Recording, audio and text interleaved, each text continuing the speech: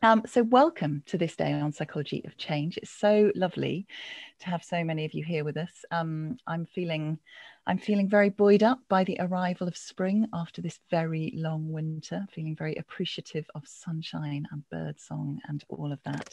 And I'm hoping that that spring energy stays with us right the way through today.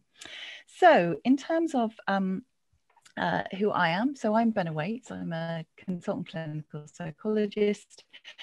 I work as part of Ann Arbor University Hospital and part of the improvement team at ABCI in that health board in Southeast Wales.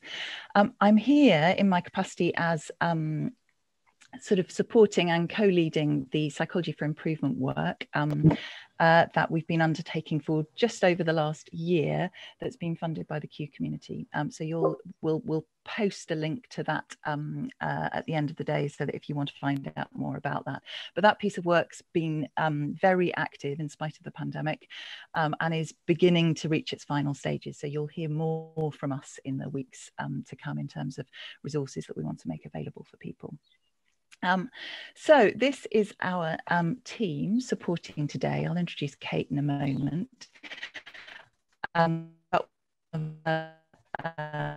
Who's been really actively involved in the work, and in fact all of these people are involved in the Psychology for Improvement steering group. So we've drawn our support team today from that group. Myself and Charlie Jones will be the chat monitors, and I'll talk to you a little bit more about how we'd like you to use the chat for today in a little bit. Sam Thornton has moved mountains to get here this morning. He is our Zoom czar for today, which is a highly challenging role because, as you said, Jude, the courage involved in all of us stretching ourselves way out of our comfort zones is very present for all of us. Sam had to be Zoom czar this morning with no broadband, so it's something of a minor miracle that he's here.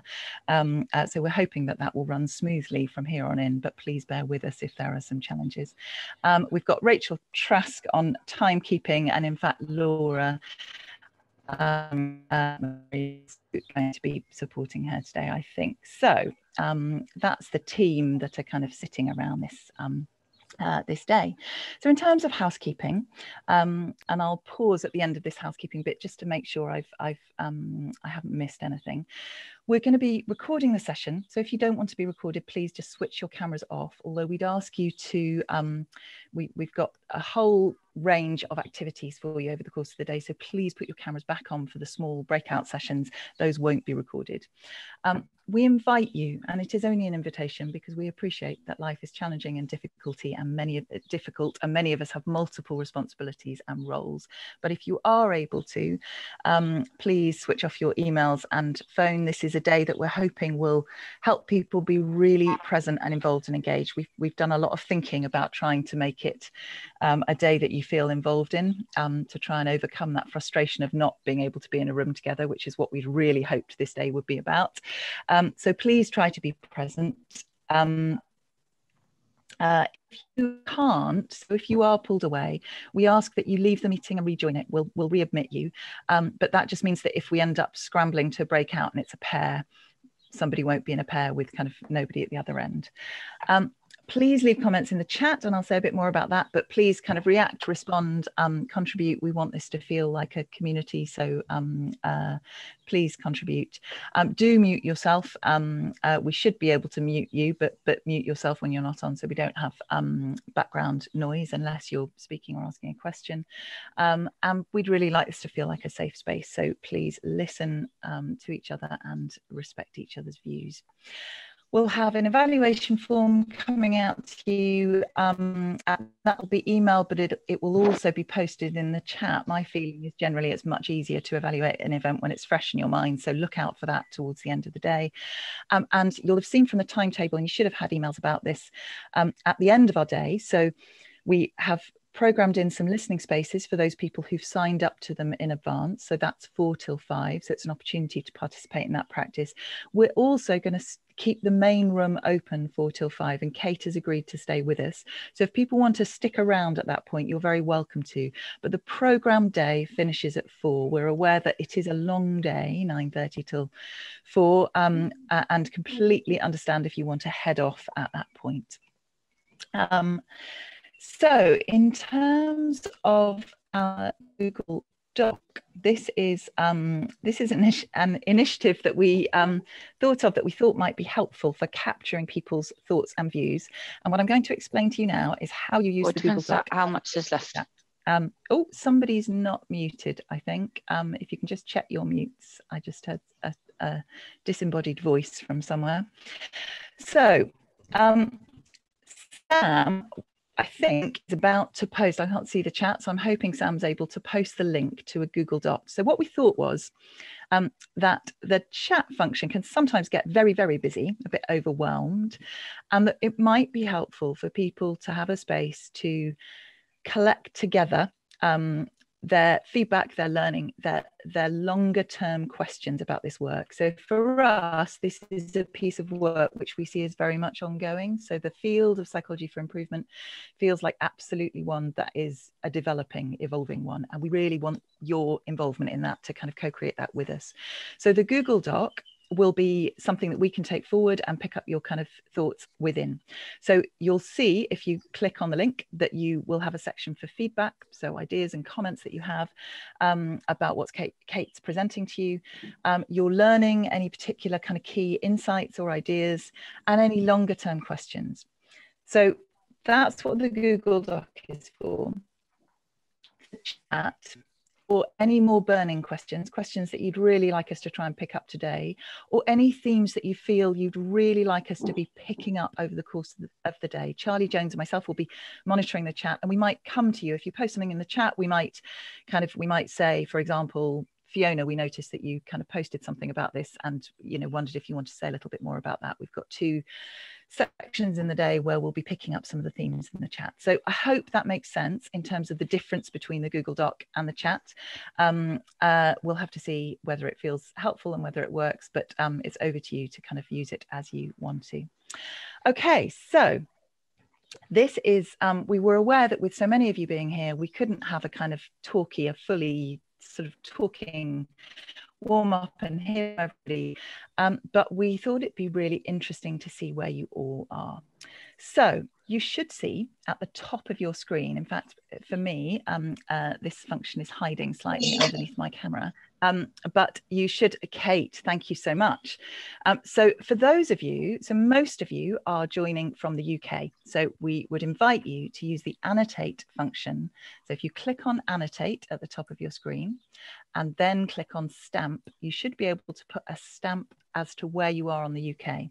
If you are joining from somewhere else in the world that is not the UK, please put your dot on the world map. We don't think we have many of you, so we've got Kate, who is flashing up there, and we think we've possibly had one other, but we'll see. That's fabulous. So we have our map. We have it peopling away in terms of where you're all coming from, and lovely to see a pretty good spread across the UK. So it looks like most of you are grasping that function, which is fabulous. So I guess this is what we'd hoped, is a kind of community of people. And I suppose one of the advantages of us being in this virtual world is that some of you are here with us that might have struggled had we had an event in a single location. So I guess we should celebrate the wonder that is the virtual world. I know many of us experience considerable frustration with it, but yes, so that's fabulous. Thank you for doing that. So it just remains, unless there's anything that I have forgotten to say. I think I was going to say Twitter handles actually, so let me say that briefly. So our Twitter handle for today is @psychology4i, and that's 4 with a number, so psychology4i. And you can also use Kate's, which is @Kate B Hilton, @Kate B Hilton. So please feel free to participate in the conversation on Twitter too. So Kate Hilton, many of you, I'm guessing, will know, and that may well be why you've come. Kate is very well known for the work she's done with the IHI on psychology of change. She's also, I think, played a really important role in this piece of work. So there's a core group in our steering group who attended an event that Kate ran I think a couple of years ago in London, and that sense of psychology of change and psychology for improvement being a field that we really needed to think about. So she's been quite influential for us in this piece of work.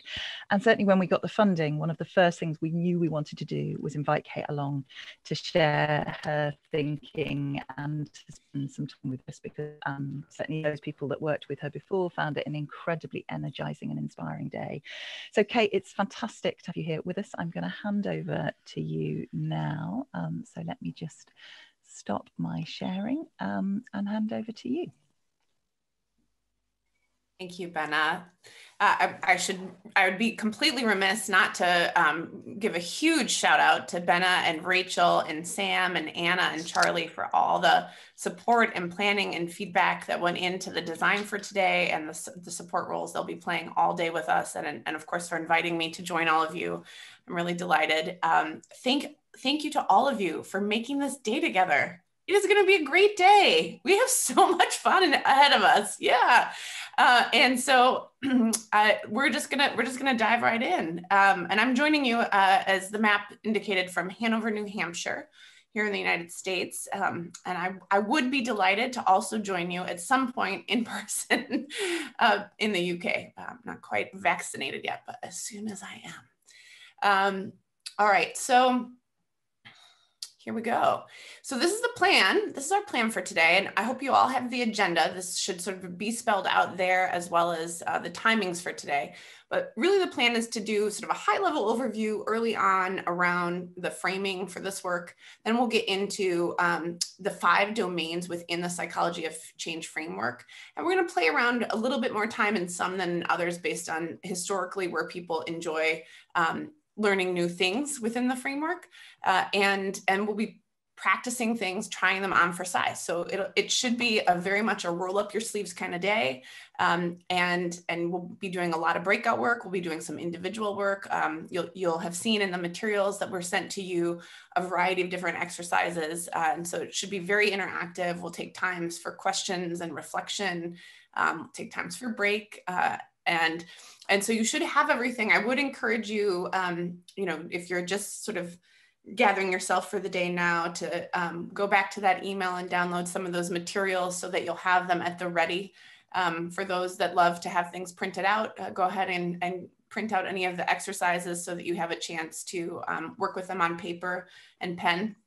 And of course, the Google document will be an ongoing place to collectively learn, which should be fun. I'm really excited for the experiment that is our Google document, because not only do we get to capture our own individual learning, but we get to learn from each other through it. So it should be sort of like the mind meld of the psychology of change, which I'm looking forward to what you all have to contribute.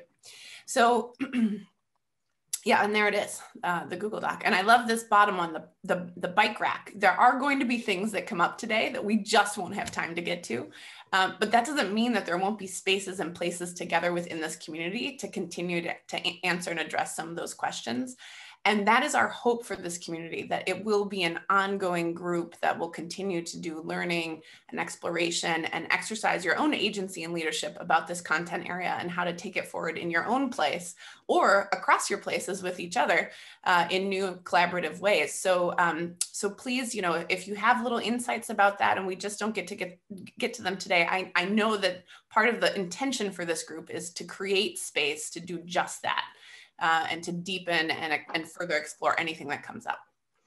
So I think with that, I'm going to shift over to just some group norms about how we want to be together, so that we're pretty clear about, we're all dedicating our most very precious resource, which is our time and our attention. And so how we are together really matters. We have about, 8 hours to be.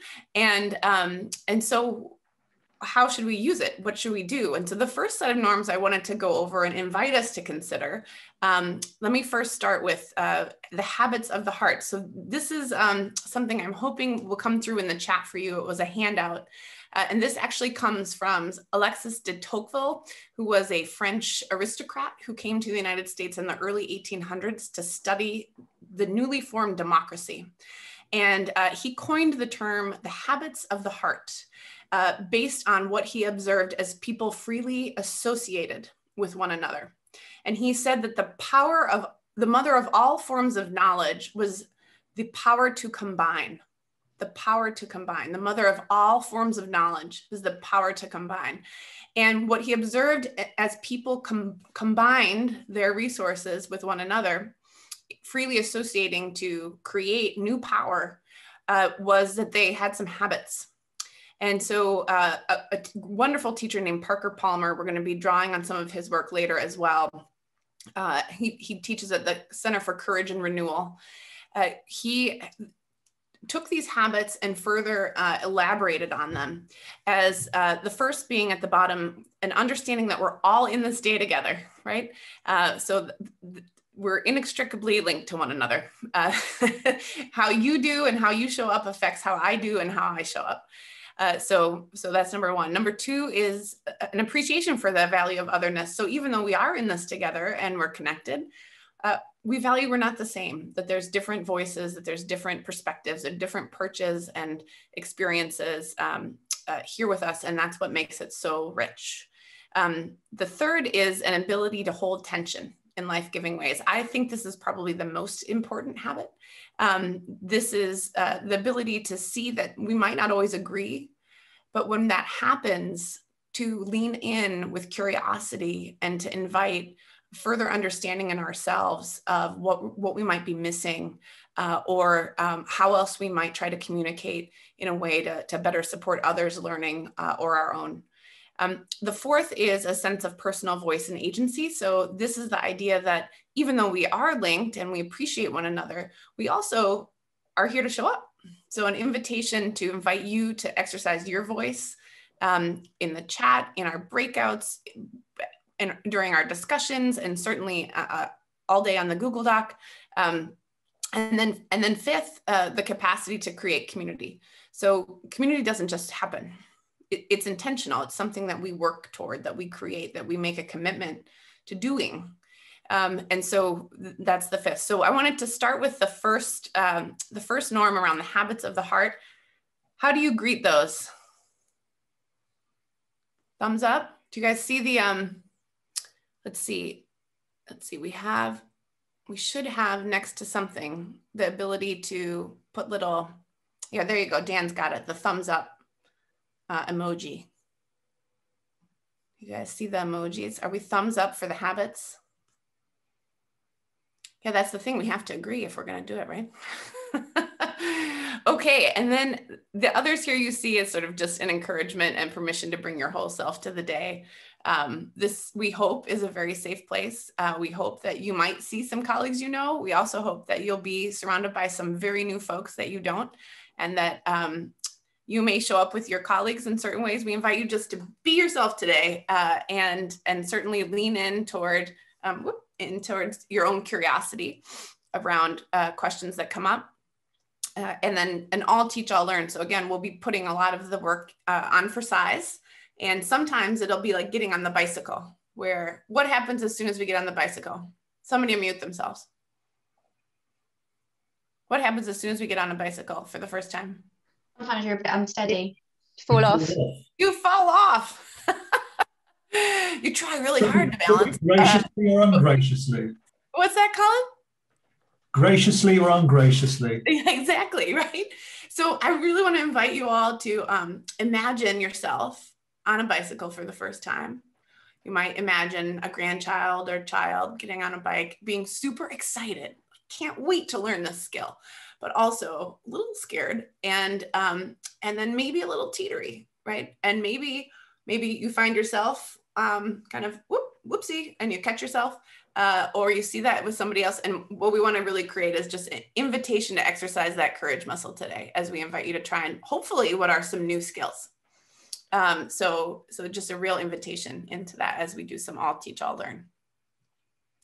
Okay, so one more thumbs up. Are we good with our communication norms? Terrific. Okay, then we have some just more logistical ones to make sure that we're dialed in. So thank you for all of those that are able to turn on your video. I want to acknowledge that the video is just so terrific to create togetherness. I also want to acknowledge that sometimes you need a break. Sometimes you do need a break. Sometimes you just, it's hard to be on all day. So I know that. It's okay if you can't always have your video on, but we do invite you to try to have it on as much as you feel comfortable.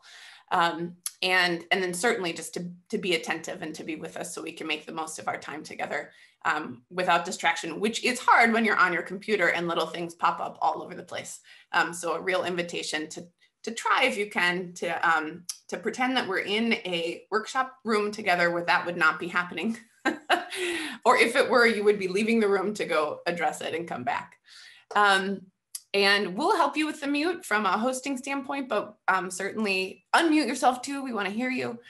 We'll use the emojis a lot. So let's get really comfortable with emojis. Everybody pick a favorite emoji right now. What's your fave? Let's see them.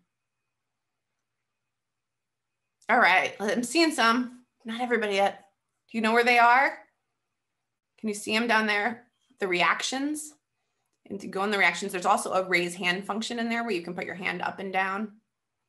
Okay, good. Loving these. Great. Thank you. So whenever you see something that you like or that maybe you don't like, you want to give it the big thumbs down. That's fine. Just, feel free to also express yourself through the technology that we have. Let's make good use of it. Please also feel free to move around, stretch, fidget, doodle, do what you need to do to allow yourself to be present in the way that works for you. And if you do need to sign off, because we are going into breakouts, and I think Benna covered this, but just to be really explicit, if you're not here and you go into breakout, your partner won't be able to work with you. So sign off if you're actually leaving the session and then sign back in, that's fine. But that way it just won't mess up any of your colleagues' experience. And then with regard to, if you just have to take a quick walk away, come back, then don't worry about it. Stay on. Fun. So I thought we warm ourselves up with some hand jiving. So should we get a little hand jiving going this morning? Okay, good. All right, this feels like ooh, there's some really nice jiving here. Ooh, I like the way you all look. Beautiful. Okay, so hand jiving can just spontaneously happen, and maybe somebody else will get somebody else jiving, and then suddenly we'll all be jiving for just a moment, and back we go again into the session. So feel free to bring your playfulness. You heard the music. We'll probably be a little dancing off and on, and you might bring one of your superpowers to the group today. So consider what that might look like. And then, so far, are we good on these norms? Do these feel productive and, yeah, like a space you want to be in for a long period of time? Okay, so then if we're agreeing that these are, yeah, thanks, thumbs up, I love it. If we're agreeing that these are our norms, then we also need to be accountable because we might break our norms, right? So they hopefully are pretty fun ones. They're not going to be too hard on each other, but I actually offer this as a teaching as much as anything else, which is that when we do make agreements, we can't always live into them. We have these aspirations about how we want to be, but sometimes we don't always, we're just not always perfect, right? And that's okay too, but we should be accountable. And certainly when we're working with teams, like our improvement teams, and we set norms about how we want to work together, we also want to be accountable when we break norms. So what I love to do with a team is as soon as we set norms, I like to break a norm. Because I like to show it's okay if we're not perfect, and that when we do break a norm, we're going to live into what we call an accountability norm. An accountability norm. And that doesn't have to be a punishment. It's not like, it could be, it could be like little like $5 in the kitty, that could hurt, right? But that kitty might go to the team's party at the end of our big, successful work together. But what I'm saying is you can have some a type of accountability norm that could actually build the team's culture. So you could offer a love note to the team about what you love about the people on the team, right? and raise them up and thank them and appreciate them as a way to acknowledge when you have misstepped. Maybe you showed up late for a meeting, or maybe you communicated in a way you wish you hadn't, or what have you. So I would like to propose one for us, which is to just simply offer a chat love note to the group if you find yourself breaking a norm. And what do you guys think of that one? We could also get back into hand jiving. That could be you could do a solo spotlight hand jive. Yeah, do you guys like the love note? Okay, all right, you got the idea here. Okay, so let's get right into it. I think we're great on time. Thank you, Benna, for keeping us on time too. Yeah. Oh, thank you, Laura. Laura's our timekeeper. And so she'll be sending little messages to me to make sure that I'm using our most precious resource as wisely as possible here. So we're crushing it. Okay. So let's get into this next session. Let's ask you a question. This session's all about change. What changes have you experienced this year? Let's chat these in.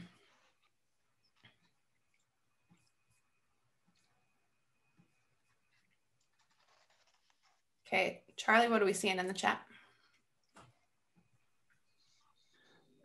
Everything is changing. Changes in family and work, changes in agency. Yeah, lots of responses, Kate. It's obviously hot. Yeah, so many. Thank you. Good. We want you to locate change in yourself, in your body even. Because we're gonna be reflecting about change, not only for how we bring change to others, but what does it feel like when we are experiencing change? So we'll be doing a lot of that today. Let me ask you, Anna, what sort of changes have you experienced in the past year? So I work clinically with children and young people in mental distress.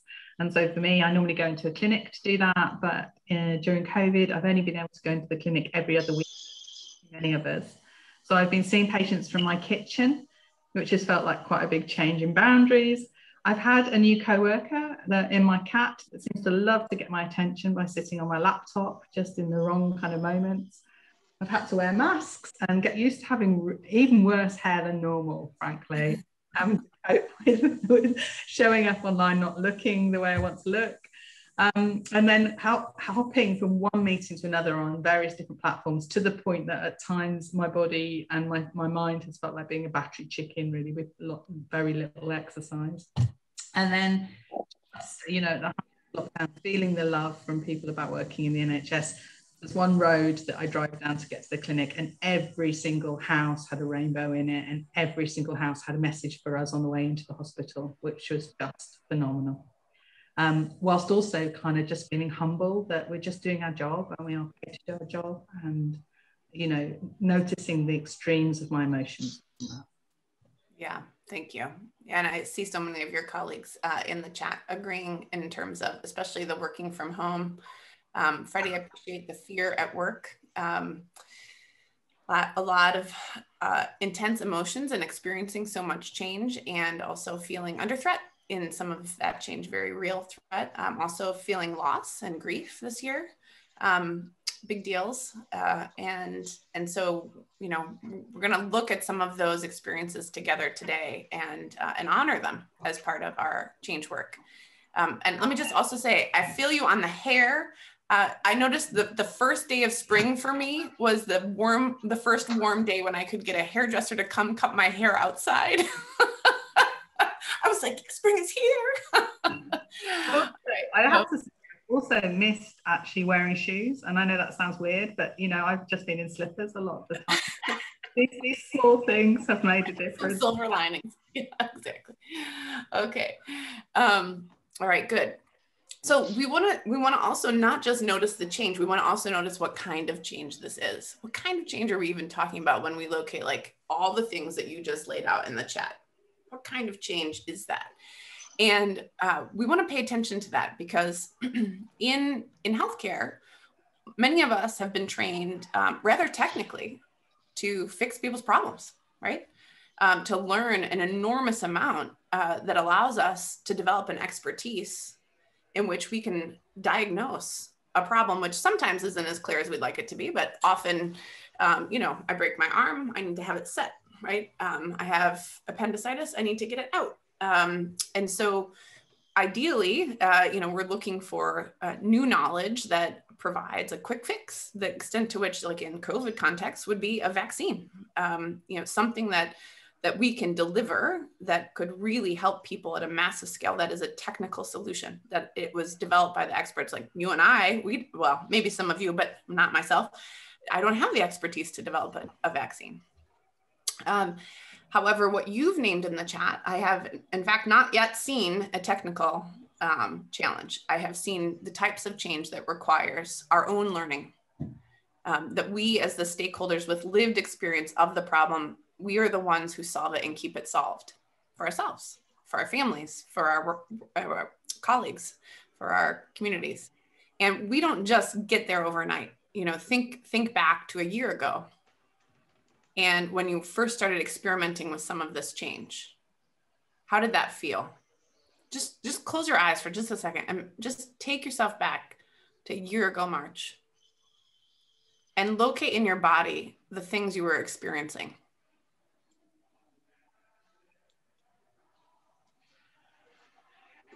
I mean, I was like adrenaline. I was all adrenaline. I had that threat. Whoop, whoop, whoop, whoop. I became a prepper. I had all this stuff in my basement that I never had before. I mean, it was like, how can I control this situation for my family? And I was awake all the time. I wasn't eating that much, right? You have literally physiological response because the way that your brain responds when you're having a threat. And all change subtly, truly, is a tiny bit of threat. So as change agents, we have to acknowledge that others may experience this change that we're pretty pumped about as a threat because it invites them to have to try something differently, to operate a little bit differently in the world. And that may take a little navigation. Now, some may give us the thumbs up emoji right away, right? But others may say, I don't know, so I don't know quite yet, right? I'm going to have to experiment a little bit with this before I'm ready. So that's really what we're going to be focusing on today.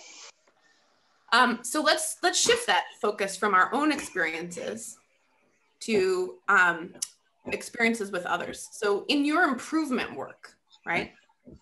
In your improvement work, when you're working with other folks, what types of adaptive barriers do you experience, right? You see a whole bunch listed here on this slide. What are some of your top barriers? Go ahead and chat them in.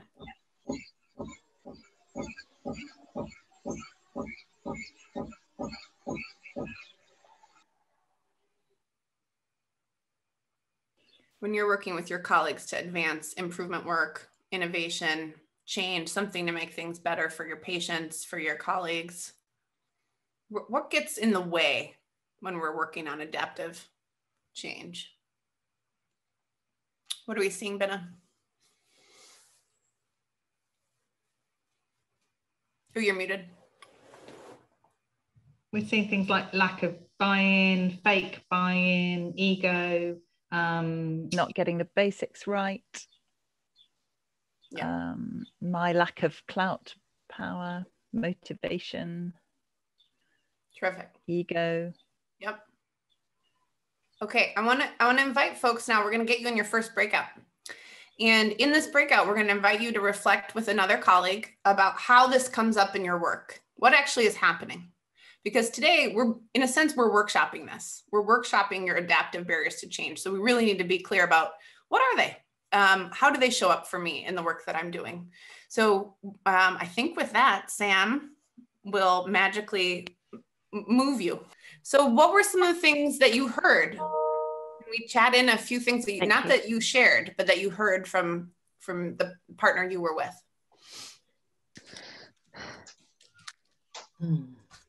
I just suggest that people mute themselves again as well, because you've all come back unmuted. Is that okay?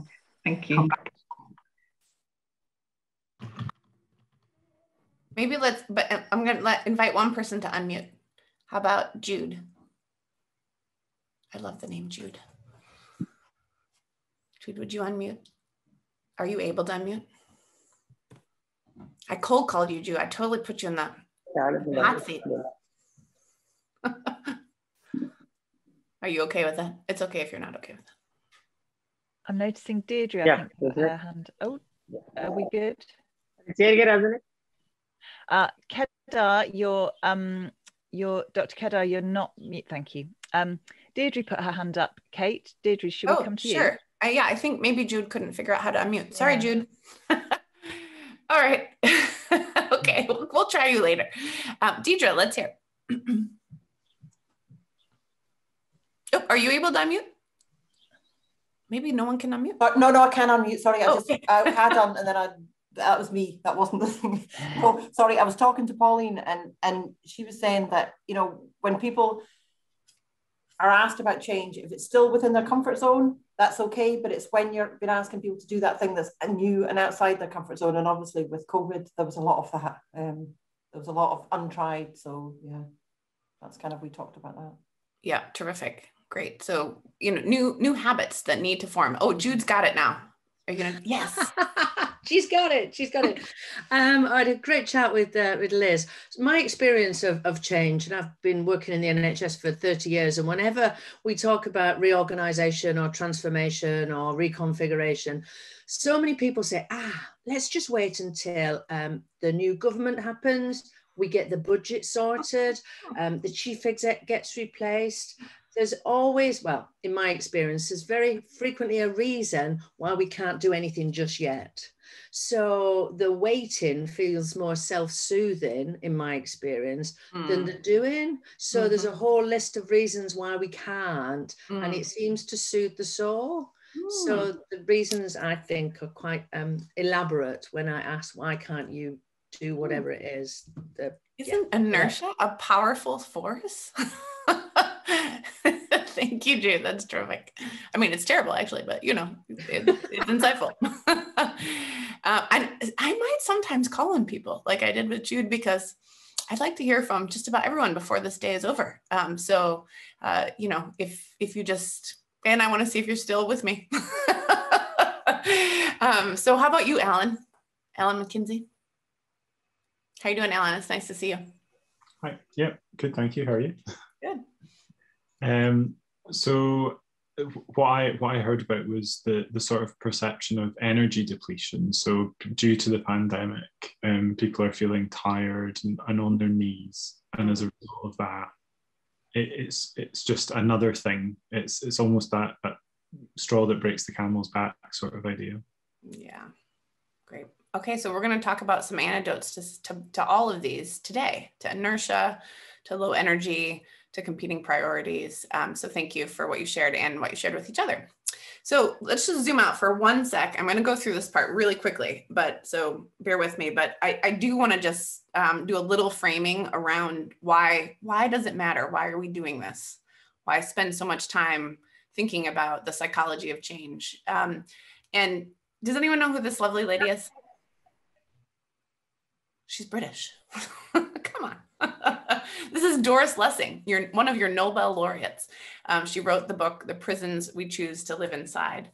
And I'm going to grab the quote so I don't misquote her. She said, I'm not going to grab the quote. She basically said something to the effect of, we know more about ourselves now than we did in the past, but very little of it has been put into effect. I got the quote, that was it. We know more about ourselves now than we did in the past, but very little of it has been put into effect. What is she saying? We know more about ourselves now than we did in the past, but very little of it has been put into effect.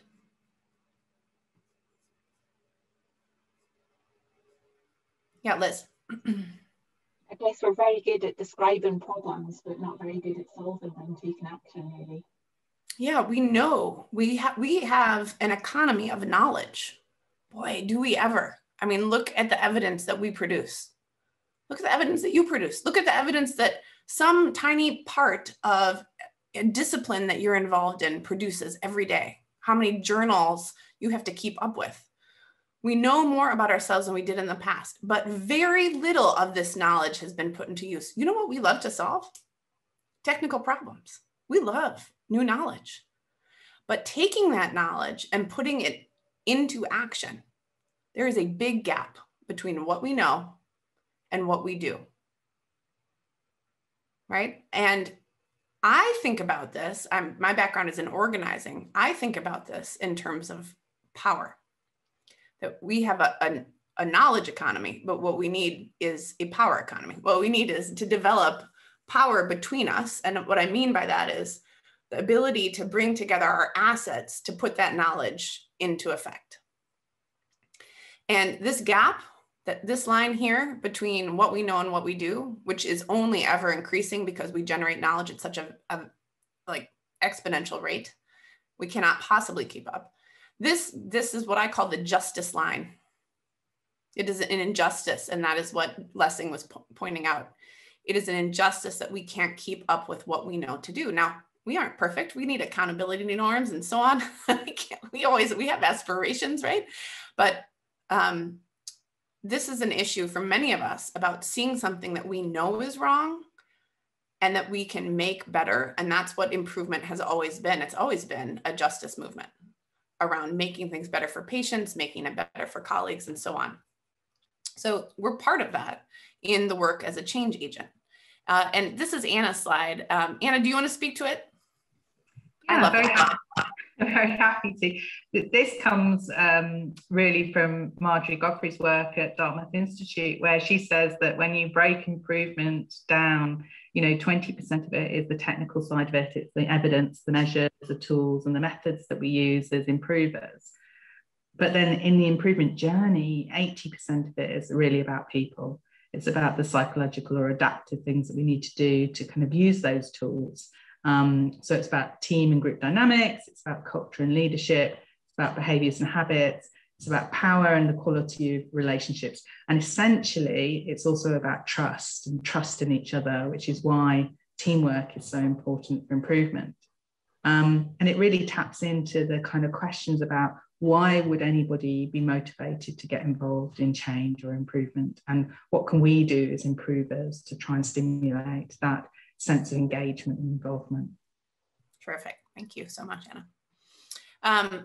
Yeah, and part of that then is even if we know what we need to do, we want to grow that power. We want to close that gap, right? And that means we need people to join us in changing their behavior to adopt that new solution. And it might be multiple stakeholders across the system that have to do different things because often we're dealing with pretty complex change. And so, of course, we have the folks that are early adopters and so on, but we often reach, this is the Everett Rogers diffusion of innovation curve, this chasm where we kind of run out of the good feelings and we have some people who are resistant to that change, which is normal. It's not a bad thing. But we have to figure out what behaviors we're going to take forward together with our people to cross that chasm so that the change is adopted across the system. And what I want to invite you to do is to think about that sort of mathematical bell curve in a really different way. It's true what Rogers is saying, but what is also true is that it's based on how people feel about change. And sometimes you're excited about the change. Sometimes you yourself are angry about the change, right? And so we know, if you think back to a year ago in your own lives, there may have been a couple changes that you were forced to make that you weren't so happy about, right?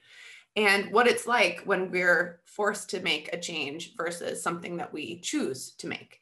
And the different feelings that we have. So the really good news is we can feel empathy for folks that, I like the word traditionalist versus laggard.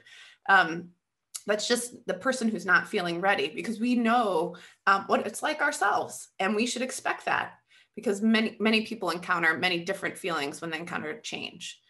And these are some of the feelings. So this is William Bridges. He's an organizational consultant. This is the psychology of change in terms of the psychological states that we go through, starting with a state of denial, moving to resistance, then exploration, and then commitment. And so locating yourself a year ago, where would you have found yourself on this curve? What emotions might you have been feeling? Now let me notice, you may not have felt them so linearly. You might have had more than one feeling at the same time. We are complex humans. you may have also had more than one feeling about different changes that you were encountering at once, right?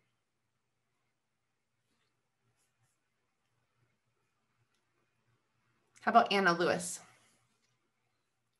Anna Lewis, would you be kind enough to unmute yourself? How were you feeling a year ago?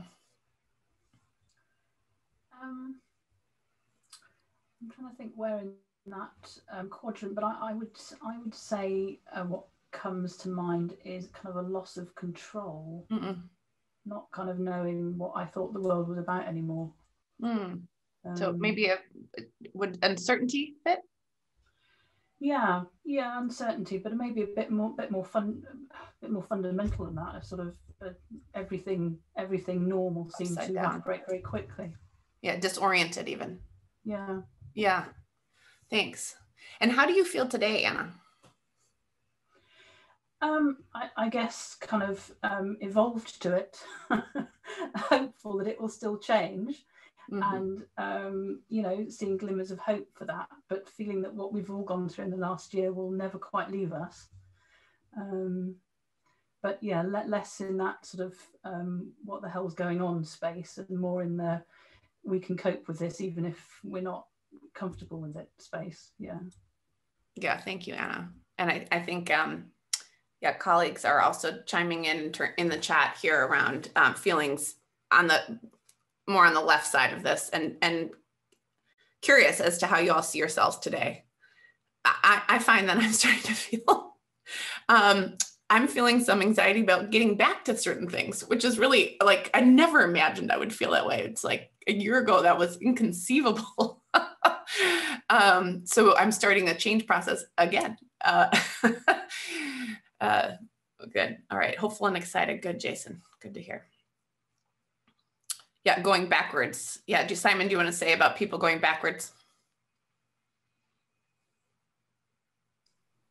Well, I suppose just I've seen you present this slide, Kate, with the timeline, and I think we all expect that we'll progress through the stages, like grief and then into hopeful acceptance and part of our life. But a number of folk in the chat, and probably I as well, have gone back along the timeline. So maybe it's kind of cycles of this, depending on the context. I mean, I think I remember being quite hopeful at the start and experimenting with lots of really cool things we could do to support people. Whereas now, probably, if you ask me, I'm probably sitting in frustrated, like many folk in the chat. So I think I'm going back the way. Yeah, I'm trying to draw. Can anyone see my drawing? It's like white. I don't know why I can't get a color here. Anyway, I'm trying to draw like a crazy scribble. I mean, for those that have experienced deep grief, I always find the stages of grief hilarious. I mean, they're wonderfully helpful in terms of like having something to anchor. But my experience of grief is so upside down and all over the place. And it's like, you know, it's like chaotic. It's not just like one to the next, and the next day I wake up feeling this. And sure, there's a pattern, there's a trend. And I think that there's something similar here to be said for that. There we go. It's pink, beautiful. But where you might also, like, part of the human experience is to not always have it so linear. This is to help us sense make around that, but doesn't mean that that's how we always show up into things. And so just acknowledging that, and also acknowledging that for colleagues and giving them grace when they're experiencing that too. Okay, I'm gonna try to erase this, or how do we do, clear it? Okay, good, thank you, whoever helped me. Okay, here we go. So, so here's the thing, you know, resistance is real. It's just part of the process. So as change agents, we just embrace that. It's something we should be prepared for and not feel up against a wall against or defensive about, or that maybe we need to put a little armor on. But when people say no to us, it's mostly about them, right? Because they're experiencing something. And when we say no to others, it's because we're experiencing something. So this is just an opportunity. It's an opportunity to get curious and to find out there's a reason that we're being given. What is under that reason? So I'm too busy, all right? What's going on under that? What feelings are coming up for folks that this isn't a high enough priority? Because when someone says I'm too busy, it means other things matter more to me than this, right? So what's happening underneath? Where is it coming from? How are they feeling? What else are they holding? What is their emotional experience at the moment as well? Because usually our emotions are then giving us in our frontal cortex, they're signaling to us, come up with a reason why this doesn't feel good to me. And it usually is the order of the emotion and then the reason. So when you hear the reason, just know, oh, there's something under there that we could get into. And by inviting folks, not telling them what their emotions are, but by inviting them to reflect, that itself is an intervention for them to engage with their own feelings around the change. Now, if we get into like, my idea is so good and here's why, and let me, go back and forth with you to tell you, why I want you to do this thing. Let me just also name that it can also happen with patients, okay, where it's like, I want you to go on a diet.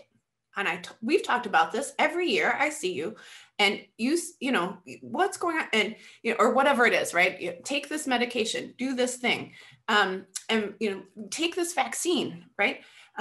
This defending stance doesn't really get us very far because we are hardwired to defend our own feelings. And there's nothing wrong with that, but we're just hardwired to do that. Rachel, do you have a question? Oh, but you're muted. I'm just calling time. So oh, thank you. I needed that. I've lost track totally. Okay, let's move along. So the idea here then is really just to get into just getting into it with everyone, to get into a sort of a jujitsu stance. So instead of sort of defending, we want to work with people's resistance. We want to use the force of that resistance together to explore it and help people for themselves determine what it is they're experiencing. So look, all of this comes, from an improvement standpoint from Deming in terms of his system of profound knowledge and thinking about psychology. And when I was invited to first reflect on this, it's because I recognized they had done so much work in the other 4 lenses and they had been neglecting the human side of change, which people were implicitly doing, but not being super explicit about. And so we just started looking across many different change methodologies and disciplines, of psychology and sociology and so on. And we were really trying to figure out, okay, what are the highest leverage tools for improvers? There's a lot of different change methods and tools out there. And that's what became then the Psychology of Change white paper, was the integration of a crosswalk of those methods as it relates to improvement. And then really keeping people at the center. So thinking about the people involved in the change as the core.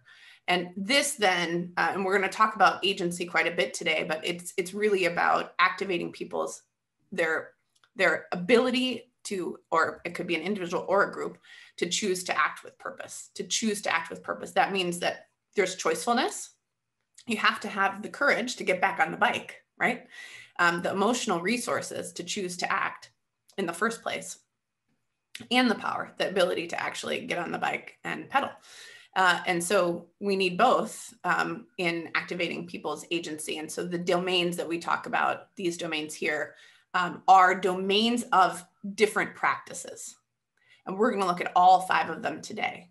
And I would just, instead of talking about them now, we'll just get into them. But I do want to just name that there are some outcome measures. By using these with an improver's mindset, we should expect a new outcome. We set an aim. Our aim is we want higher adoption rates.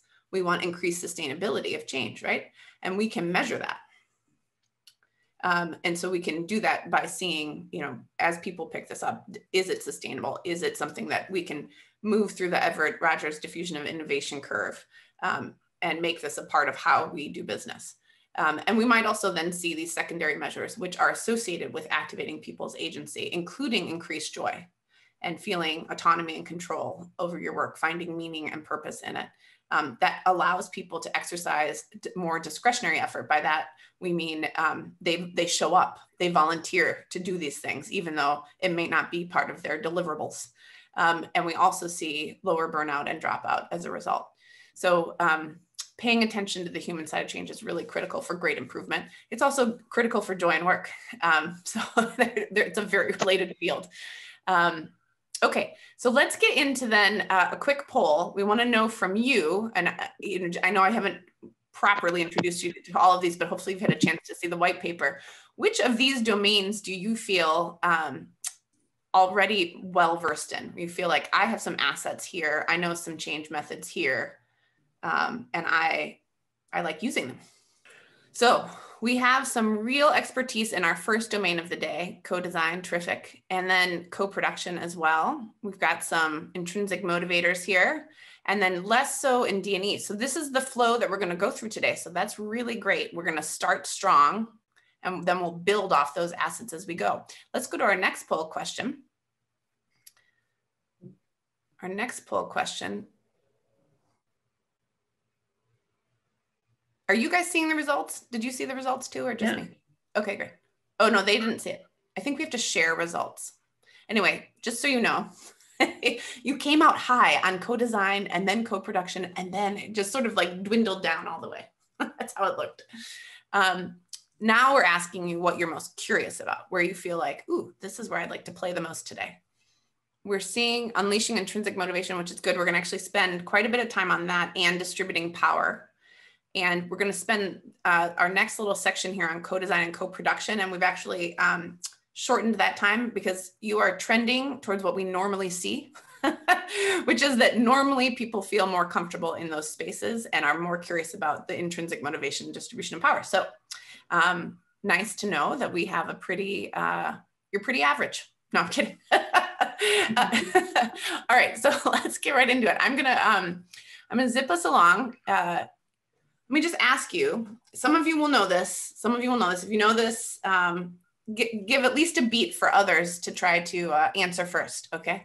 In the chat, what is the one word we're gonna be most focused on today in the model for improvement? This is IHI's model for improvement. You might use a different one, like lean or something, but what's the one word that we're focusing on? Oh, Kadar, have we been together before?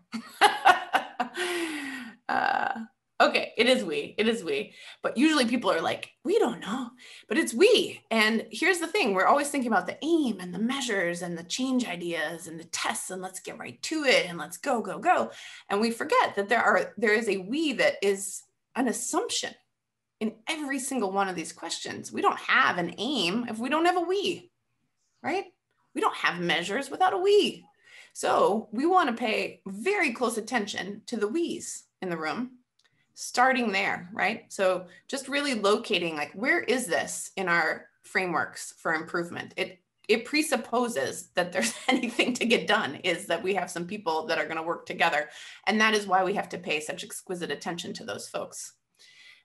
So we're going to get into co-design. I'm going to zip through a little tiny bit of theory. I want you not to worry so much about it. We're going to actually use this time to look at a story and reflect together on that story.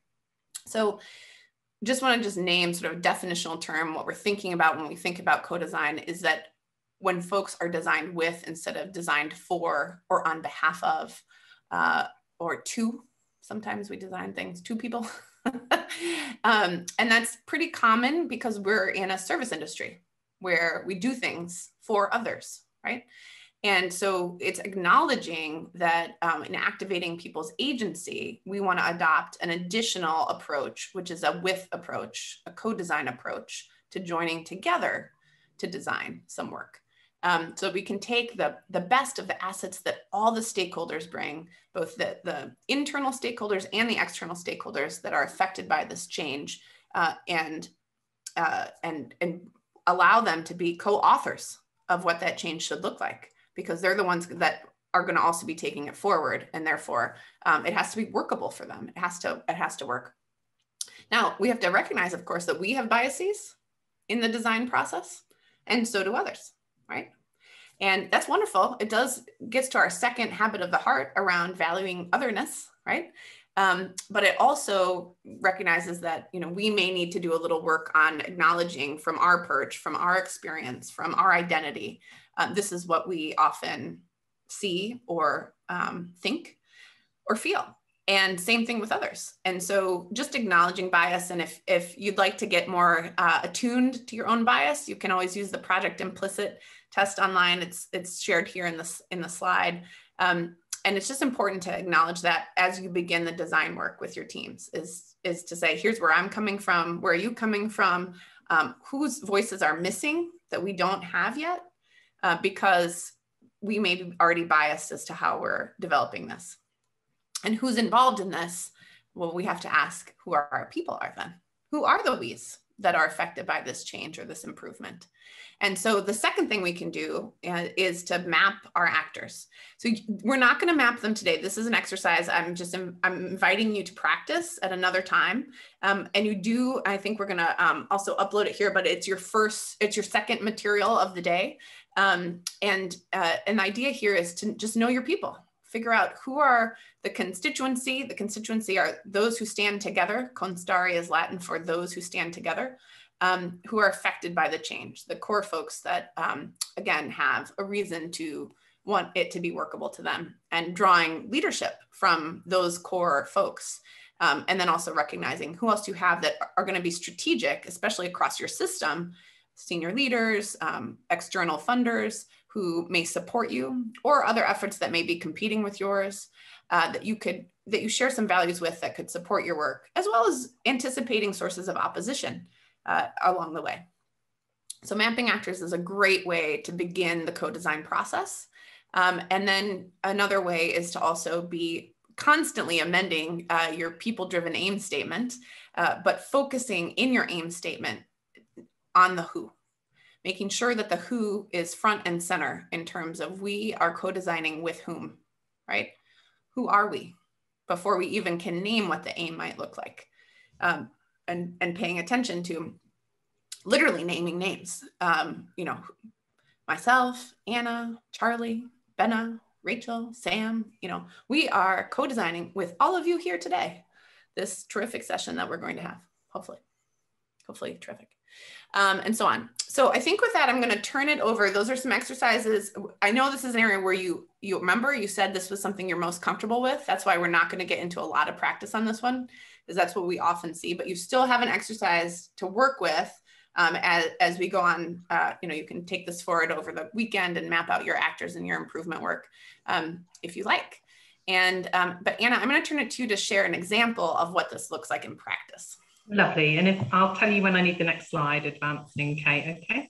Brilliant. So we thought we could illustrate this with a British example. And so back in 2011, I was very lucky to work with a group of people with lived experience of mental illness to think about what happened for adults once they'd had their kind of traditional kind of mental health treatments and you know, what was around to help think about next.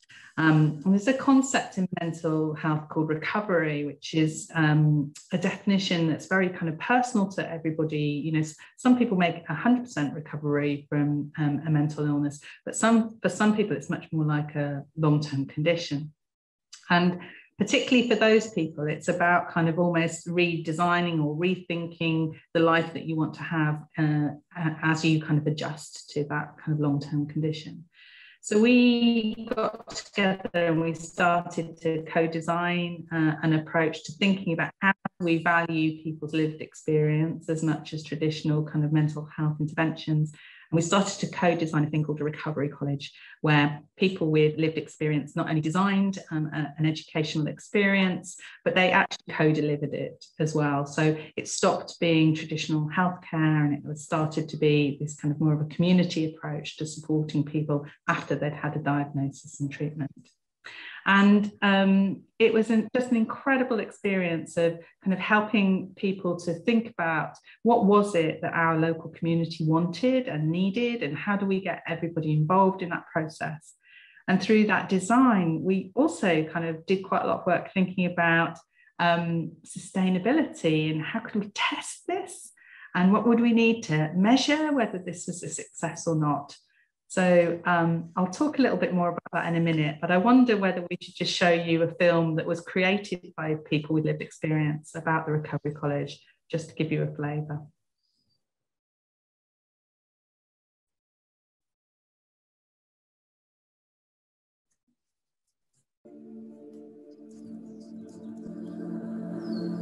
When you're taken over by a mental illness, it's like you're within a big grey cloud. Like that's all you can see is filtered out through this grey cloud.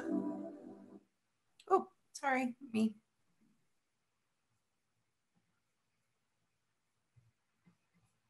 Try again. I felt in a kind of twilight zone. I was trying to repeat it to myself, don't let this define you, Heather, you are more than this illness.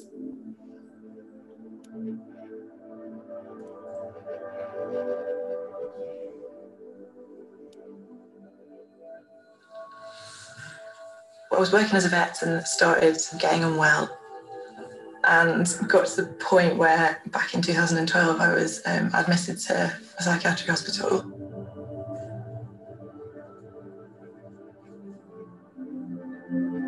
Cracking under the pressure of my first job and breaking down to the extent that I did, it's very common in our profession. The first thing from that point of hospitalisation was to get stable. The psychiatrist was brilliant, stabilised things on drugs, and I was definitely getting more functional and more normal. But I was nowhere near at the level that I'd been before. I was at the stage where I would try anything. And then I got this email through, and it was for the first recovery pilot.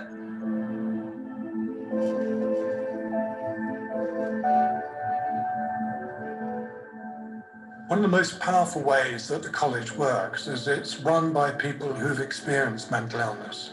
And if you haven't experienced mental illness, then it's difficult to understand how mental illness seems to invade, if you like a virus. But we who have been mentally ill understand all of those. Keith's story of his mental illness and how unwell he'd been was a bit of a jolt to me.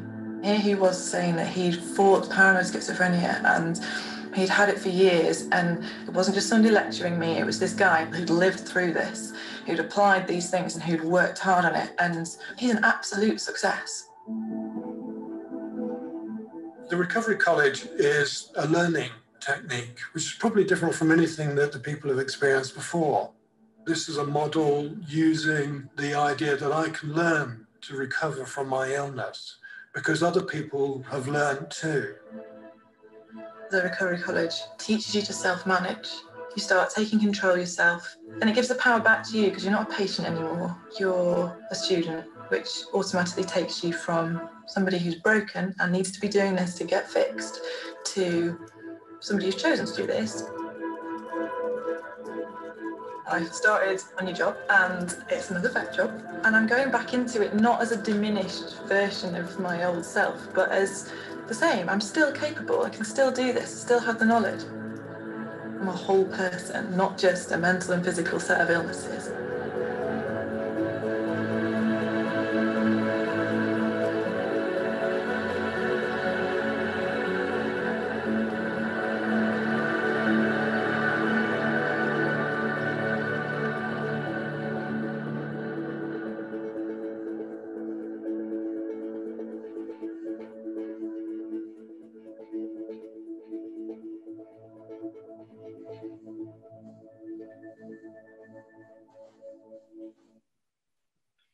I hope it was helpful to hear from Heather and from Keith, and using their own words to describe their own journey. What was amazing about this work was the commitment that people put into it and how much of themselves they gave to both the co-design process and the co-production process. People went from being students to then becoming experts by experience to then becoming paid peer tutors or peer coaches. And for some people, it made a profound impact on their life. For one person in the group from the very first cohort, not being able to read, I mentioned him the other day, he's now applying to be a teacher. We have these outcomes that mean so much. And one of the things we learned through this process, through the co-design process, was how to explore our own biases about what success looked like. So for me, You know, for me, I wanted to make sure that we could get this commissioned at the end of the project, that there was sustainability. So my bias was thinking like a person in the NHS that just wanted to make sure that we had credibility about our measurement and that would be taken seriously and that we could get that embedded. I was really challenged in my own biases by the co-delivery and co-design group to think about, well, that's not really the most important outcome for this, Anna. The most important outcome is hope that things can change. So it radically changed our measurement plan. We had to scramble to think about how we measured hope. We looked and explored that, and all of our outcome measures then were designed to kind of map the recovery journey. So on the next slide, you'll see our kind of results, and they were phenomenal. You know, 94% of people in the Recovery College felt more hopeful at the end of their journey. And just to say that in terms of my own bias, when a group of people with lived experience went to present this work to the commissioners, the thought that they'd given to this was just so much more powerful than anything I could have done as a clinician working in the NHS. And the commissioners loved these results. So great that I got that kind of challenge to my own bias around it. So I think just to make sure that this doesn't all sound a bit pink and fluffy, we've also know from other kind of research studies now on recovery colleges, which have become a great success in the UK and beyond, that we now know that for every recovery college place, there's a 66% return on investment. So not only does the soft stuff add up, but also we can prove the economic impact of this work too. So I think what that shows is that when you open yourself up to co-design, when you open yourself up to, you know, co-delivery, actually you can get some stunning results.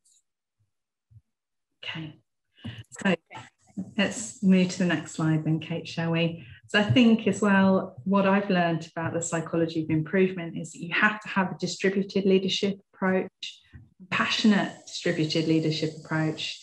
So for me, that's based very much on the work of Professor Michael West, thinking about how do you make sure that everybody feels included, people's voices are heard, and that as an improver yourself, you constantly go back and challenge your own biases and the way that you're approaching improvement. Next slide, please, Kate.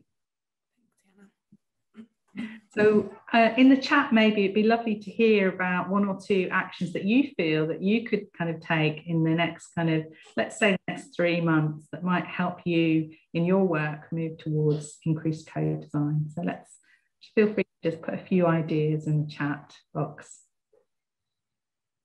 Anna, as those come in, I just wanted to notice, yeah. You know, often folks can feel like things are happening to them, that they have to do this thing because they were told to do it. You know, as a patient, this also happens to us with our colleagues. And what this example so beautifully shows is not just co-design. It's co-design, but it's the interrelation across the psychology of change of co-design with distributing power to those who then they've activated their agency as patients to be a part of the solution. And sharing that power with them through authentic relationship. You know, you saw them sitting together, being honest and vulnerable and supporting each other's learning and growth. In the process, unleashing each other's intrinsic motivation through the relationships themselves and adapting their own practices and action, learning their way, you know, through these adaptive challenges together rather than, you know, not to say that you don't also maybe need some technical support as well. Maybe some medication would also help, you know, but there's this piece here around kind of how co-design together with these other domains can really activate people's agency. It's really beautiful. Absolutely. And, you know, I think back to 2010, 2011, when we started this work, and I think actually we're all still in touch. Our relationships are still intact a decade later. So there's something about going through that process that strengthens you as a team as well, I think, which is really important. I'm loving the things that are coming back on the chat. You know, some great examples here. I love the one, I can't remember who said it because it's flashed by on the chat too quickly, but the one that said, assume that all your assumptions are wrong. That certainly feels true to me. Thank you for that one. Great. So we know that that was a whistle-stop tour, don't we, Kate, through co-production? Kate and I have also reflected that we think that in the UK there's quite a good kind of history of co-production and co-design. We know that some of you on the course today will be experts in this.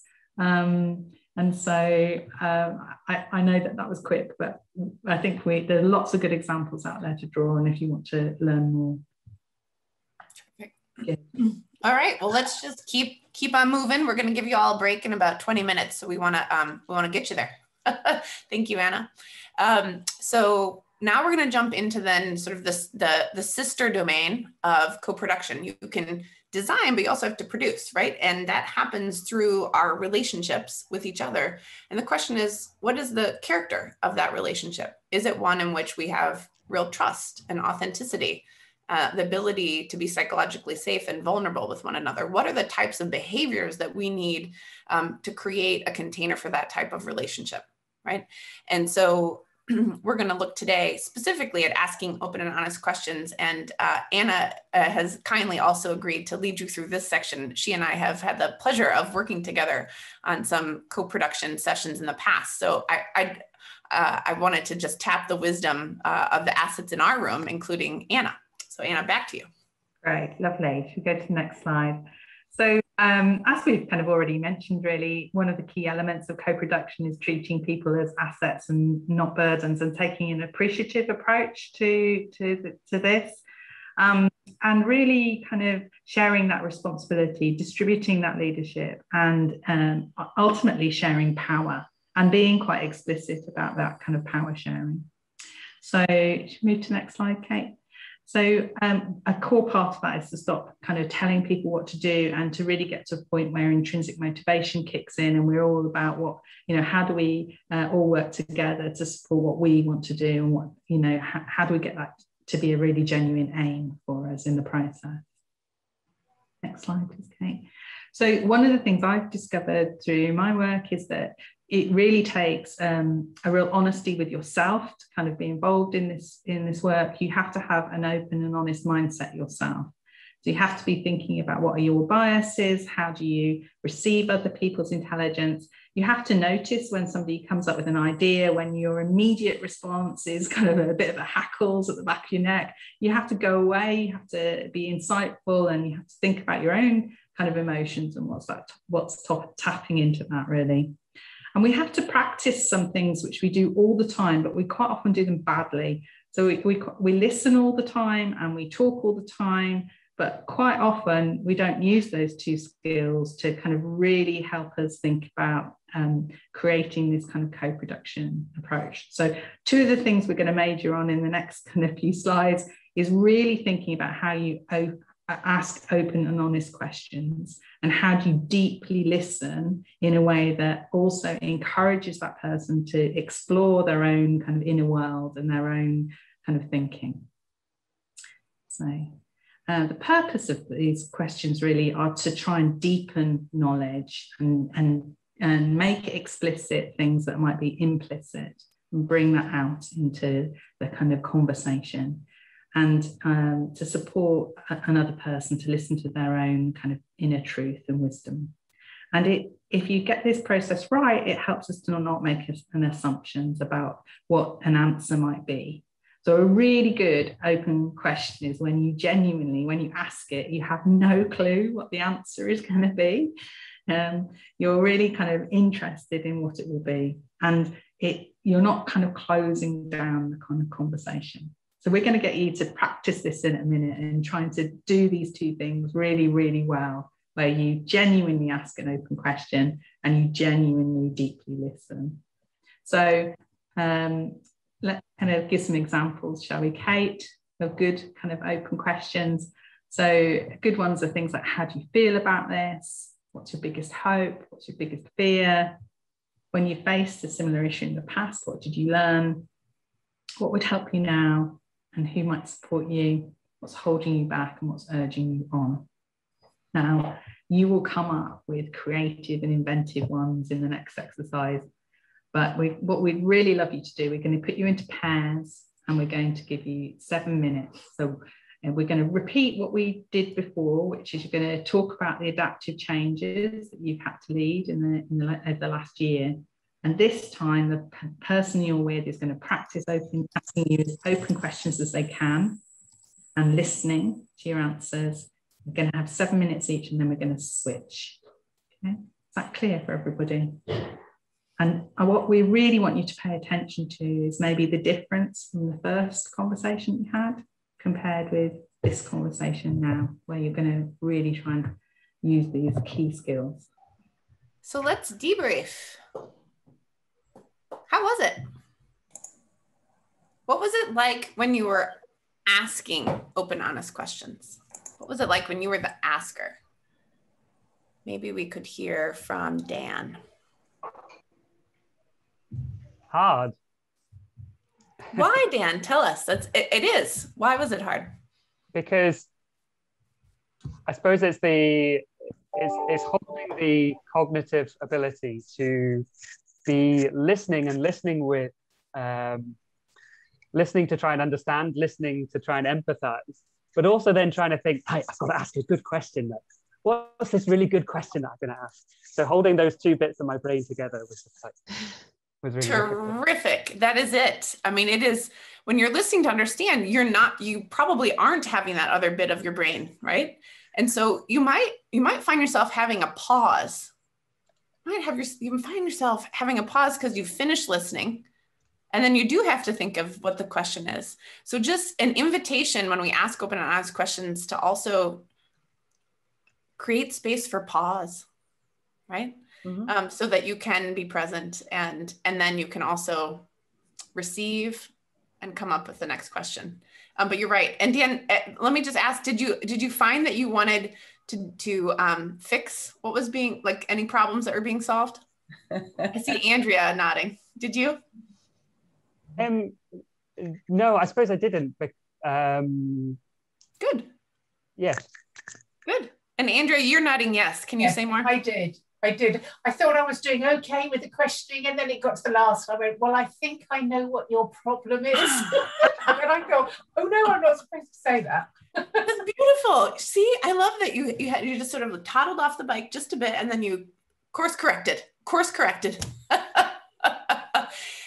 Did anyone else have trouble turning off the fixer mode? Some of us do. I mean, look, we're in healthcare for a reason, right? We're here to help people. We're here to make things better.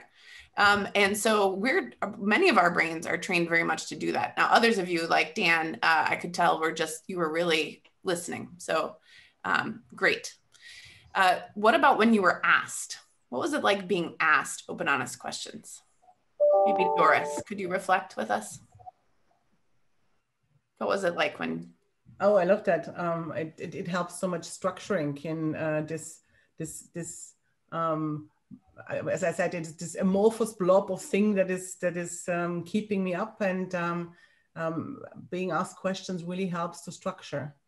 Yeah, it's like an invitation to be with yourself, isn't it? Yeah, and to get to the sort of your own workable way of thinking about something, which no one else can tell you. You know, there's someone who wants to know how you're going to think about it. Who else? Joanna, do you want to share what it was like to be asked open, honest questions?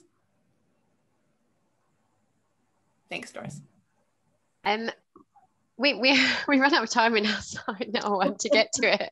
but I think the thing for me in being asked questions is that it draws out the emotions underneath either what I'm feeling or sometimes when somebody says this is what your story is, how it's making me feel, is that right? That really opens up something. Like if somebody says, oh, what I'm feeling from your story is that there's this underlying kind of fear or anxiety, then you're like, oh yeah, there actually is. Like I hadn't really noticed it myself, but yes, there probably is something underneath it. So I think that's really insightful and really helpful. Terrific. Thank you, Joanna. Good. What about in your work as improvers? So how can these be, helpful to you? Do you use this as a frequent practice? And when you do, what happens? What are you using it to do? what's the application for you, for those that are using it? Maybe Katrina, could you share how you use them? Yeah, so to me, it's something that really honed into when I was trying to be a coach. It's the whole idea that people usually know the answers the best themselves. They actually don't need us to fix it, because we don't really know their reality. We don't know ins and outs. We can give perspective and challenge some of the views, but again, the best way to do that is by actually asking these open questions. And I actually put up in the chat that, you know, it's the most empowering gift we can give. So to discover, you know, to discover what the issue might be, and then to go on to the potential solutions. People know the solutions. What they may not know is the way to do it. So this is where us as improvers come in. We help to co-design the path to the solution, because that's where the real, you know, our real role is, to contribute to finding that best path and helping people test potential ways to get to the said path. But people have the solution. And our power, our gift is to give them that power to realize that, because then people can realize that nothing stops them and they can really achieve everything that they want to. Terrific. Thank you, Katrina. Yeah, and it goes for patients. It also goes for colleagues, right? Especially as we're working with improvement teams as well. So thank you very much for those reflections, and also the reflections coming in on chat are terrific. Thank you for those chatting in. Let me leave you with this. We're going to take a break. But before we do, when can you use open, honest questions? Maybe during your break, you can use it with someone who lives with you. When can you use open and honest questions? It may not be in your professional context. It could be in any context, right? When we get on the bike, we need to be psychologically safe. So if this is a new practice for you, there may be some places you want to try it before you get right in there. Or you may go 0 to 60. Try it with a few colleagues or others. Can you chat in? What commitment can you make to yourself? I'm asking this question not for me. I'm asking this question for you. When's your next opportunity to practice with open and honest questions? And then you can use the @Psychology4I Twitter, and you can tweet into the whole group and say, I just used open, honest questions, and here's what happened. Right? And we can keep that conversation going around your practice with open, honest questions. Okay, here we go. Fiona, thank you. With your husband, terrific. Amanda, one-to-ones with staff and team. Great. Children, Deidre, Alan, my kids, totally. Yeah, you don't know what you're going to get back. That's the mark of a good, open, honest question. So these are good. Let's practice. Let's get on the bike and see how we do. And also just getting in that listening muscle. For some of us, that's comes second nature. For others, it's a challenge. So, you know, practice with where you need to work. So look, we're going to take a break. I want to remind you of the Google Doc. There's some really great things coming in. We're going to try to get to some of the questions that are also coming up in the Google Doc. So if you get a chance, great, to dig back into it and share a place. It's also a place for you to kind of gather some of your thinking so far today. But we're going to take a 10-minute break. Intrinsic motivation fun we have ahead. So let's just dig in. We're going to actually be thinking a little bit about public narrative in a moment, but before we do, let's talk about what do we even mean by intrinsic motivation, and what does it even mean to unleash intrinsic motivation? So first of all, unleashing is a idea that was brought to us by Joe McCannon and Becky Margiotta, who run something called the Billions Institute. Becky actually leads Spread Academies. Some of you may have participated in the UK, along with Joe. And the notion here is to get to scale, we have to orchestrate the loss of control.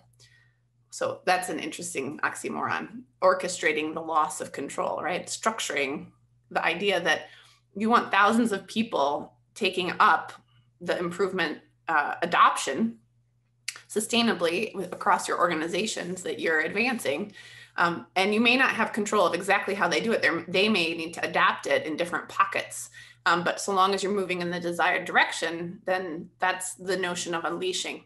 And I find it a really wonderful term, not only in thinking about change, but also in thinking about how do you then also unleash intrinsic motivation of an individual as well as groups of many, ideally thousands of people. And intrinsic motivation comes to us from the discipline of psychology, pulling specifically from psychologists Richard Ryan and Edward Deci on doing something for the inherent satisfaction that engaging in the activity provides, right? So by participating in doing the thing itself, we are satisfied. It brings us a feeling of what we call then intrinsic motivation.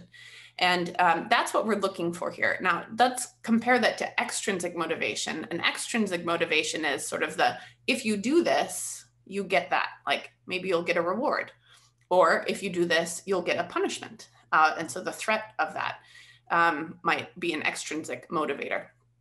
And we use these actually a lot in the way in which we have designed our systems. And it's actually, one of these organizational development quandaries, which is that this is a known body of research, and yet we still, develop our organizations with rewards and incentives versus with an emphasis on unleashing people's intrinsic motivation. And we ask ourselves, why do we not get the results that we want? Well, we've set up our systems in this way, right? So any systems thinker could see that, our system is set with extrinsic motivations. And in fact, when we're dealing with adaptive challenges, okay, and largely in the health sector we are, although there's sometimes, of course, as we know, places where it's very technical. Extrinsic motivators work in a place like a factory where it's sort of people are doing the same thing over and over and over and over and over, and there's not a lot of variance in the work. But with each patient, with each improvement project, you're adapting based on the context, and you're doing a lot of learning, and that requires certain types of competencies that allow you to adapt with each and every different day and moment and situation that you're in. And so we need commitment for that. We need intrinsic motivation in those settings when we're dealing with adaptive challenges, as we've talked about earlier. So it's not that there's not a place for extrinsic motivations, it's just that they're misaligned when we're dealing with adaptive challenges. And so Deming understood this. This is something that he wrote specifically about, and he understood that fear-driven motivation, right? The extrinsic motivation of perhaps being punished by not being in compliance is not going to be as generative or sustainable as intrinsic motivators.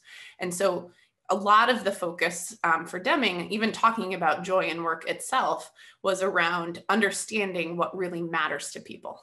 And we saw that taken up by Susan Levitin. We saw that taken up by Maureen Bisignano. We saw it taken up by Scotland in the What Matters to You work that they've led and brought worldwide. Many of you have been involved in on What Matters to You Day, and asking the question of others, what matters to you? And when we listen, use that as an open, honest question and a listen for understanding, then we are also using that question as an intervention so that it can help limit the fears that people have by connecting to the things that motivate them, their values, the things that they care about. And so when we're also dealing with folks with competing priorities or who are busy, asking what matters to you type questions to unleash their intrinsic motivations to prioritize, to reprioritize the things that do matter to them by helping them connect with what matters and how the work that you're doing might matter to the things that they truly care about.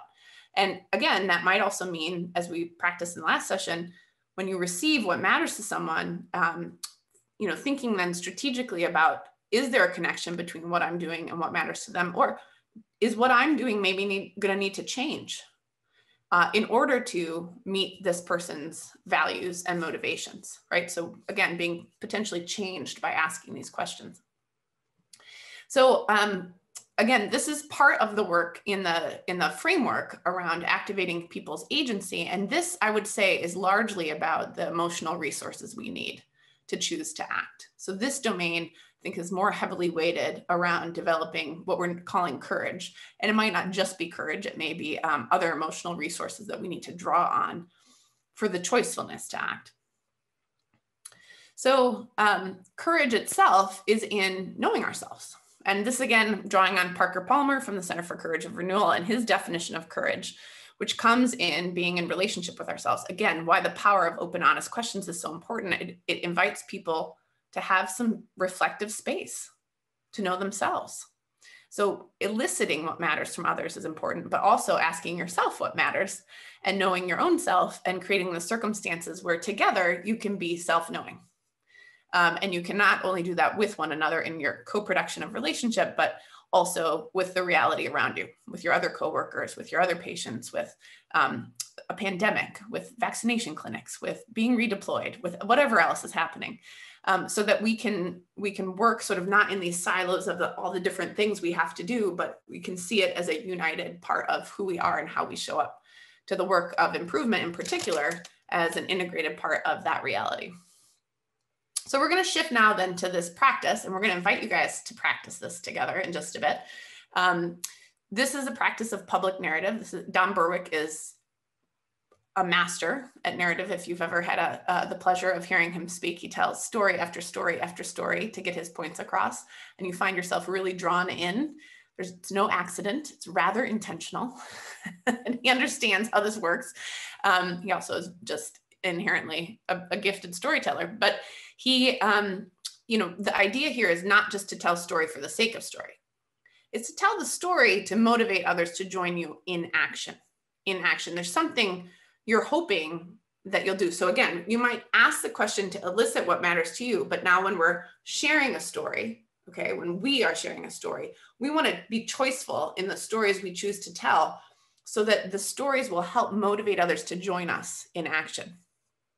Okay, in our improvement work or whatever change effort we're taking forward. Now, this practice comes from Marshall Gans. I'm so fortunate to have had Marshall as a longtime mentor. I started working with him in 2001 when I was at Harvard Divinity School, and he's an organizer. So again, I had mentioned my background's in organizing and social movements, and that's by learning from Marshall. And this is one of the methods that he has brought to bear across many people across the world. And many of you may already be familiar with it, but this is a story of self. So our own call to leadership, a story of us, who we are together, and the choicefulness we make as a community to respond to challenge, and a story of now, the urgent challenge we face. And this pedagogy of these three stories, it comes from actually Rabbi Hillel, a first century scholar. So again, remember, I was in divinity school, so this is Marshall cross-taught this course, and so he drew on Hillel's three core questions of: if I am not for myself, who will be for me? If I'm not for myself, who will be for me? This is not a self-interested question. This is a self-regarding question. In healthcare, we often think we're not supposed to talk about ourselves, right? That it's about the patients. And the idea here is that when we're leading a change effort, if we expect others to join us, to follow us, to participate in relationship with us, then we need to give an accounting of who we are in the work and why we care, what motivates us to do the work. So this is to help others understand who you are and your intrinsic motivations and how you bring that to the culture of the work. The second is a story of us. When I am for myself alone, what am I? When I am for myself alone, what am I? Well, to be a what instead of a who means that we're not in relationship. Remember those habits of the heart. The very first one is that we're inextricably bound to one another, and we're not going to be able to create change without one another. It's too big. Not any one of us can do it alone. So who are we together? And then the last question is, if not now, when? And this is not advice to jump off a bridge. This is the improver's mindset, that we must learn our way. We must get into a quick test of change in order to understand what is needed for change to occur. We're going to get learning from that rather than the snare of preparation, where if we plan, perhaps then someday we'll have the perfect plan, right? So it's getting right into action and to learn from that action And this is a story of really painting a picture of the nightmare that we're facing and contrasting that with the hopeful vision we have of the future. And it's in the tension between those two things where there's energy, right? And possibility. And that's the ask. That's the first thing we need to do to move from where we are to where we want to go. And that's choice. That's choice. That's choicefulness that we're asking others to exercise. And that's where commitment comes from, is that choicefulness. So we're going to invite Rachel. Woohoo! Let's do a little hand jab for Rachel. Let's see it. I don't see enough hand jabbing. James, where are your hands? There we go. All right, so Rachel's going to give us a story, and we're going to teach from Rachel's story. So listen for herself, us, and now, and then just what you experience. Just pay attention to what you notice as you listen to Rachel's story. So Rachel, turning it to you. Okay. I'm going to actually turn off the slides so we can see just each other. Hold on. Yay. Okay.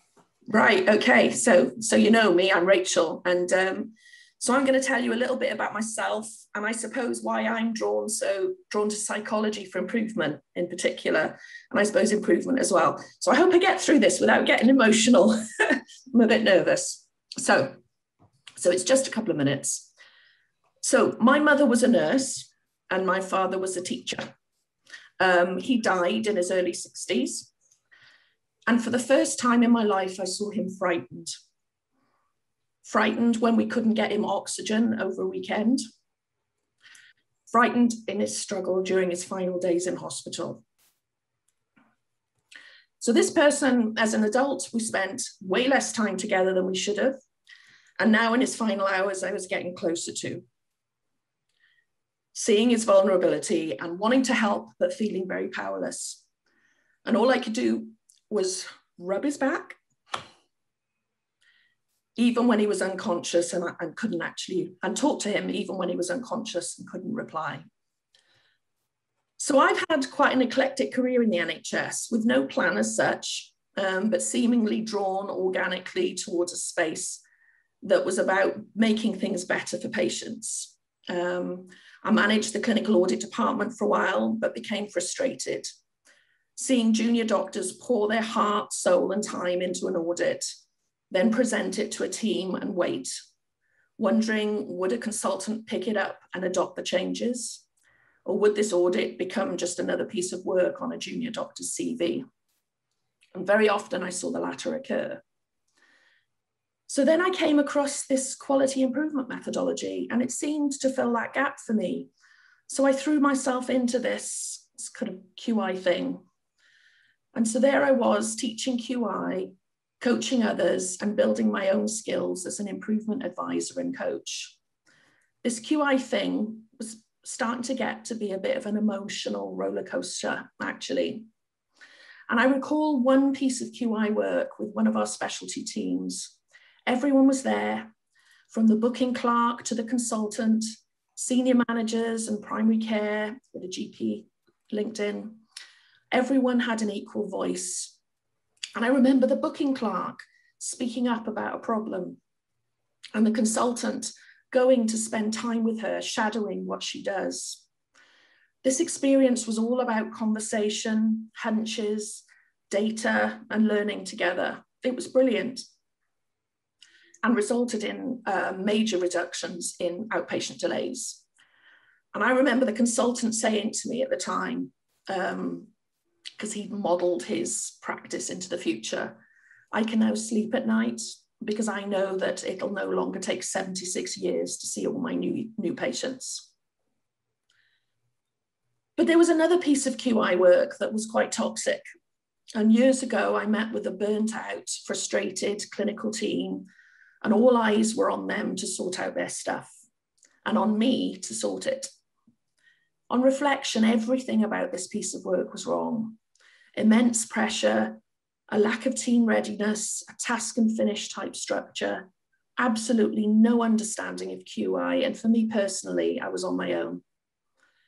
I remember one idea bubbling up through the conversations and suggesting that this might be tested.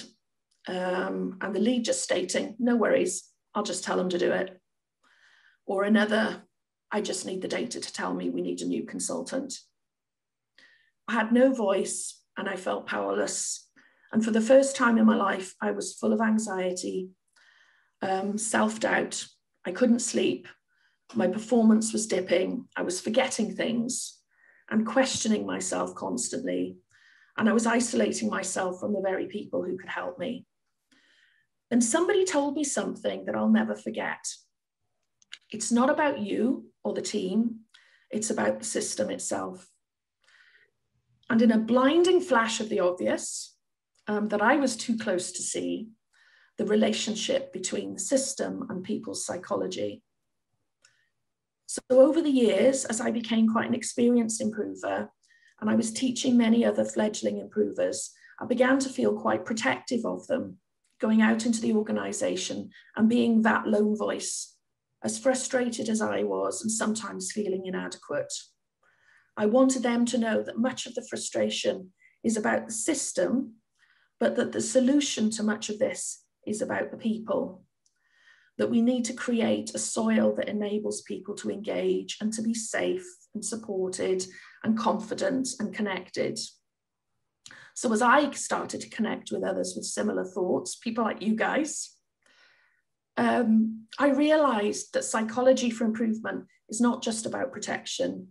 It's about other words like safety, ownership, leadership, creativity, locus of control, cognitive bias, resilience, situational humility, mindset, relationships, even identity, and the list goes on.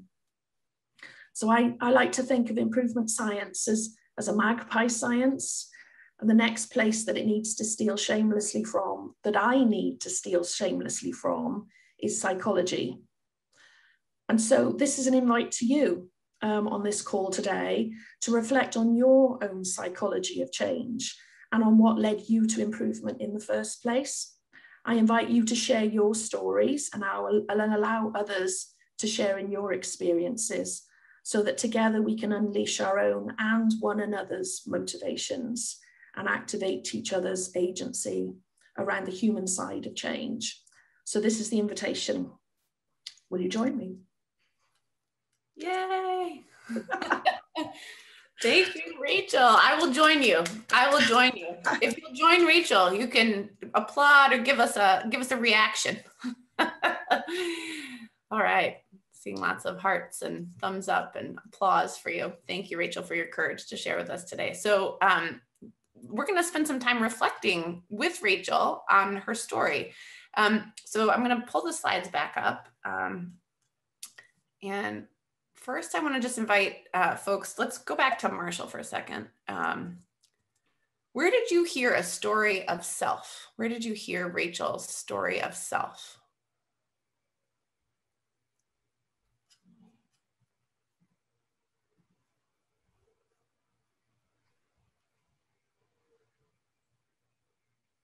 Where did you hear her own motivations to do the work that she does?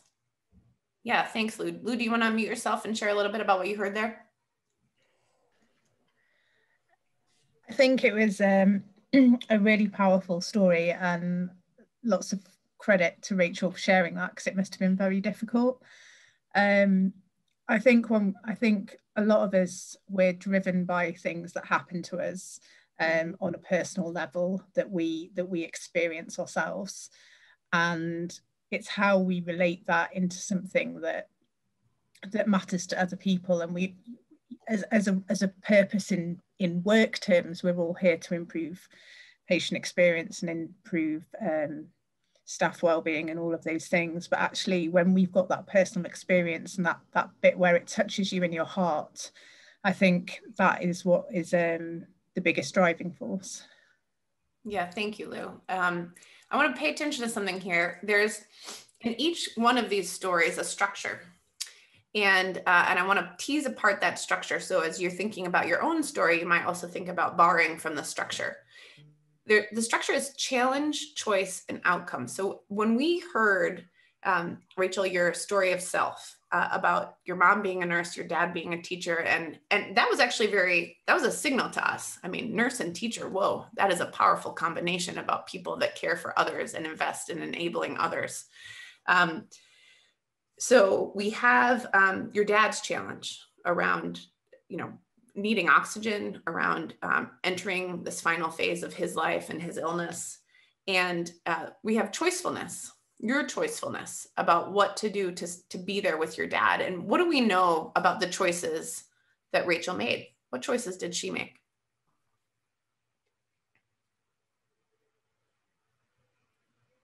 Anybody? Yeah, Sarah, what actions did she take? Do you remember?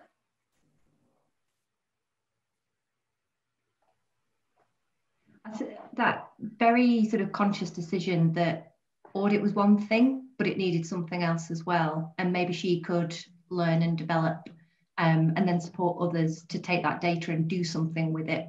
Yes, that is a choice that she does make. You're absolutely right. And that is in response to the challenge of wanting to find a way to help people, right? She's extremely choiceful. But even before that, when she was sharing about her own experience with her dad, she makes a choice, and Deidre wrote in the chat, to touch and to talk to him. Now, she didn't say, I was there. Now, Becky, you wrote to be there and support her dad. Now, I want to just pay attention to something. She could have said that. I was there and I supported him at that time. What would we have not experienced as the listener? What do you see in your mind's eye when you hear her say, I rubbed his back, I spoke with him even when he couldn't respond? Suddenly you're in the room as the listener. So paying attention to the craft, okay, the craft of story is really important. She's using images that are a show, it's not a tell. We know that she's supporting him. We know that she's, present to him, but she doesn't have to say that. She shows us, and then we can experience it as the protagonist. This is what movies do. This is what good books do. When you are in a story and you are experiencing it so that you feel something. And so when we tell stories, we want to think about, how do I show people what I experienced rather than tell them, so that I can bring them into that moment with me. And we call those choice points, or moments that we want to locate in our own stories, where we encounter challenge and we make a choice, and we want to show that choice. And we know the outcome, right? So the outcome is the type of final experience that Rachel had with her father, which tells us something about her values. What do we know about Rachel? What do we know about who she is as a human being? Is it really hard to be with people when they're dying? Is it courageous to live into the scariness of that? Do we know that there's a forceful loyalty of being present to someone who's suffering? Right? So we're hearing from that choice a lot of values about who Rachel is as a leader, and we're immediately having a feeling about, do we want to be with this person? Is she the kind of person who makes choices that we like, who has values that we share? Because guess where we learn about our values? Through our choices. Through our choices. There's this really cool piece of work, I shouldn't get into it, but I'm going to get into it, which is around damaged amygdalas, right? So the amygdala does many things. It's sort of the fright, flee, fight, freeze, all, center, responding to threat, but it's also an emotional center. And so for people that have damaged amygdalas, what can't they do? I mean, get this. See if you can guess. People with damaged amygdalas, what can't they do?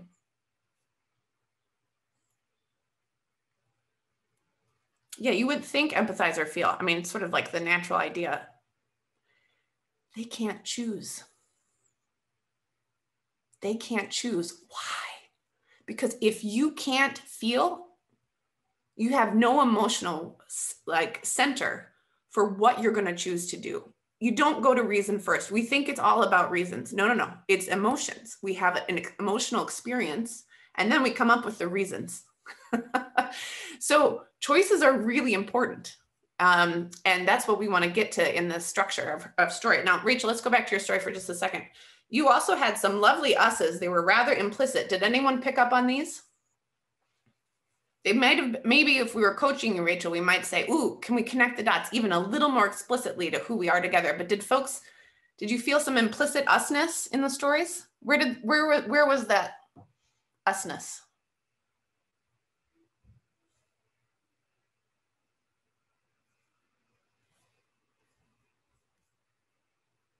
Yeah. Okay. Here we go. The junior docs, the shared team experiences, the, in the end, coming back to us. So she had this experience of, first of all, another challenge, which is finding her way, through life into these audits, which were not giving her the agency that she wanted. That was a challenge. So she made a new choice. She was introduced to QI, picked right up on it, consistent with her values, making things better for others, and saw it as an antidote, right? And then she paints this picture of the dream, and we can see ourselves on that team with her, right? We can see ourselves on that team. And she contrasts that. Now, this is where we're in it, both in us and a now. So she paints a picture of a dream. The vision we could live towards is the improvement team that's like crushing it, right? But she also paints a picture of, it doesn't always work that way. Sometimes an improvement piece of work, it is a nightmare. And we do not have the conditions in place to enable ourselves to work together effectively to get to change. And so that contrast also brings us to the now. So we can see ourselves in that work with her. We're also seeing sort of what we want to move towards, but we sometimes encounter. And one choice that she gives us is psychology of change as a way in which to deepen our understanding in order to enable teams to work together more effectively, and then invites us in this moment. What's the first step? So what's the invitation she gives us? It's the first step we can take together.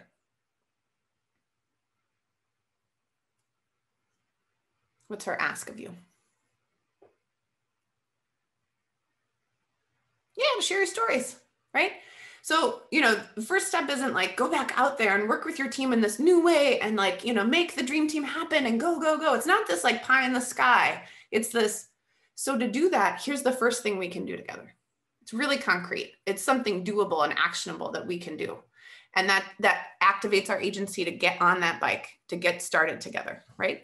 And it's concrete and it's happening now. And either we felt something about the story and we want to join her, or we don't. So we know if it worked. We know if it worked because it's located in something clear. So we're going to invite you now to practice that, right? Now you don't have to do all of it. We're going to take you off the hook. You don't have to do the self, us, and now. We're going to just focus on the story of self. Just your own call to leadership and improvement work. Where does it come from? Where does it come from? And how might you locate that? Not in your life story, not in your whole life story, in a moment. And how might you flesh out that moment to help us experience the challenge you faced through images and sounds and bringing us into a room or into a space with you? And what happened in that space? What choices did you make, or what did you see someone who was a role model to you make? And when we get into our space together, we're going to be listening for some things. Specifically, that challenge choice outcome structure is what I really want to invite you to focus on. If there's only one thing that you feel you can, I can't multitask very well. So I sometimes like it when it's sort of like, here's the one thing I can do. But when you're listening to each other, you might also be listening to just noticing yourself when you feel connected in the story, and to give someone that feedback. I felt really connected when you said X, Y, or Z, so that they can see when they were most effective. And also pay attention to what values the choices that people make demonstrate about who they are. Demonstrate about who they are. Don't worry so much about making asks of each other and so on. We're really just going to focus on that first piece of your own work. So there's a worksheet. I think Sam has also put it in the chat, and it gives you a chance to, thank you, Sam, just reflect. So you're going to have 5 minutes now of quiet reflection, and then we'll get you into breakouts. But let's just work together quietly for 5 minutes. All righty. That probably went fast for many of you. Don't worry about it. Remember, we're getting on the bike, and this is a safe place to play. And we're going to receive each other with grace and encouragement to our friends in just a moment. The goal in this breakout is that everybody gets a turn. That's the #1 goal for this breakout. You don't want anyone to not have a chance to share their story. Really want to honor every single person in the ability to do that. So one person we invite in your breakout, you're going to be in a triad, will be the timekeeper. What does it take to be a timekeeper? A clock. So you got to have a clock. And so one person needs to do that. Please respect each other's time. You may not have finished your story, and 5 minutes will be over. And it's okay. You can just say, and I'm going to just stop there. so that we can really honor each other. And thank you, for trying. And that might also be a point of feedback for you. It's like, wow, that took me 5 minutes. How could I break that into 3, right? Like challenge ourselves. Like how could we, get our story across in a short period? So this is our agenda. You'll each have 5 minutes to share. And if you do finish early, if you're efficient with your time, then reflect on the learning. What was it like to hear each other's stories? Or what did you love about each other's stories? Or what's one thing you might invite someone to reflect further on that you're still curious about in their story, and so on. Okay. So I'll put this into the chat, but I do want to just get it to you now, and Sam will get you in your breakouts. Hope that was a fun and meaningful exercise for you and your colleagues. Let's reflect a little bit about it. We have about 5 minutes, and then we're gonna shift into, we'll shift when we shift. So what was it like to receive other people's stories? What was it like to receive them? What did you notice? I felt honored. Oh, Anna, say more. I think when people get a chance to tell you who they are, I think it's an honor to hear what they've chosen to reveal. Yeah, what a gift, right? What a gift. And also eliciting that what matters to you question that sort of formulates the story of self. In those co-production conversations as an open, honest question, you're about to receive a gift. Woo! And also share your gift. So yeah, wonderful. Thank you. What else did folks notice receiving stories? I find it quite powerful to listen to hear that person's story, to think about where they came from. So yeah, as well as it being a gift, just the power of it. Thanks, Diane. Yeah. Any other reflections? I think it was amazing that despite all this being by video, watching Anna talk was amazing, because the words that she said and her gestures were just, I don't know if it's because we're on video, we have to be more acutely aware of the person, but it was amazing watching her talk, but also her gestures and listening to the story at the same time. It made it more real. Thank you. I have to tell you, the technology relationship here with getting to know folks. Before we even had these platforms, we had something called the telephone. Do you remember that? I'll tell you, it is a wonderful tool, because guess what you don't have on the telephone? 1,000 different alerts and distractions on your screen. So it is a wonderful tool if you can't be with someone, to get to know them and to listen and to receive. And sometimes even, it's wonderful to have the nonverbal cues. Boy, is that nice. But also just, you can tell when people are showing up with you or not, We all know when people are being authentic. Sort of the bullshit test, really, isn't it? Okay, well, thank you. So, and what about when you shared your story? What did you notice in yourself when you were sharing your story?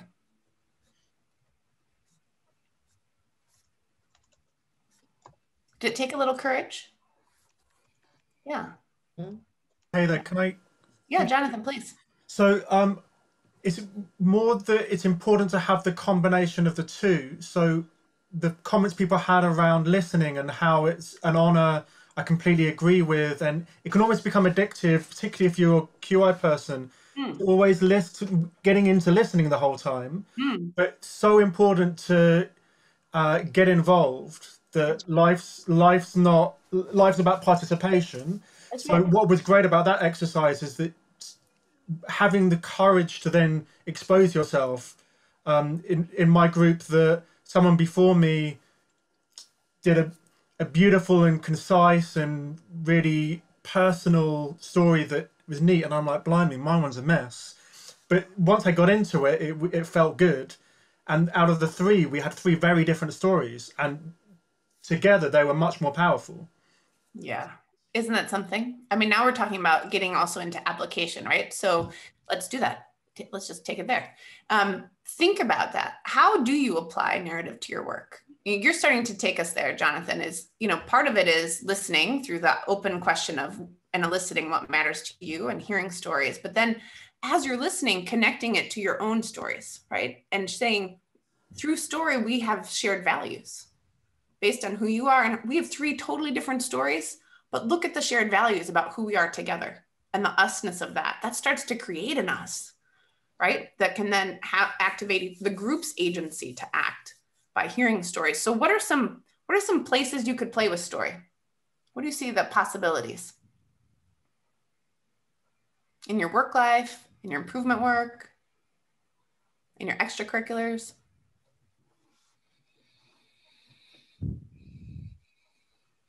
Okay. Yeah. Yeah, so I'm really captivated by the point you made almost in passing earlier, which is that in the stories, you learn what matters to the person who's telling that story. So to answer the question, what matters to me, sometimes I really don't know what matters to me, but the story almost gives it away, both to myself and to the listeners. Isn't that lovely? Thank you, Hesham. What do folks think about where you might use some story? Can I come in? Yes, please. Hi, Kedar. Yeah, thanks. What I feel is when you sit together on an improvement project discussing, when you feel that people are not coming up, people are keeping silent a little bit, people not getting involved.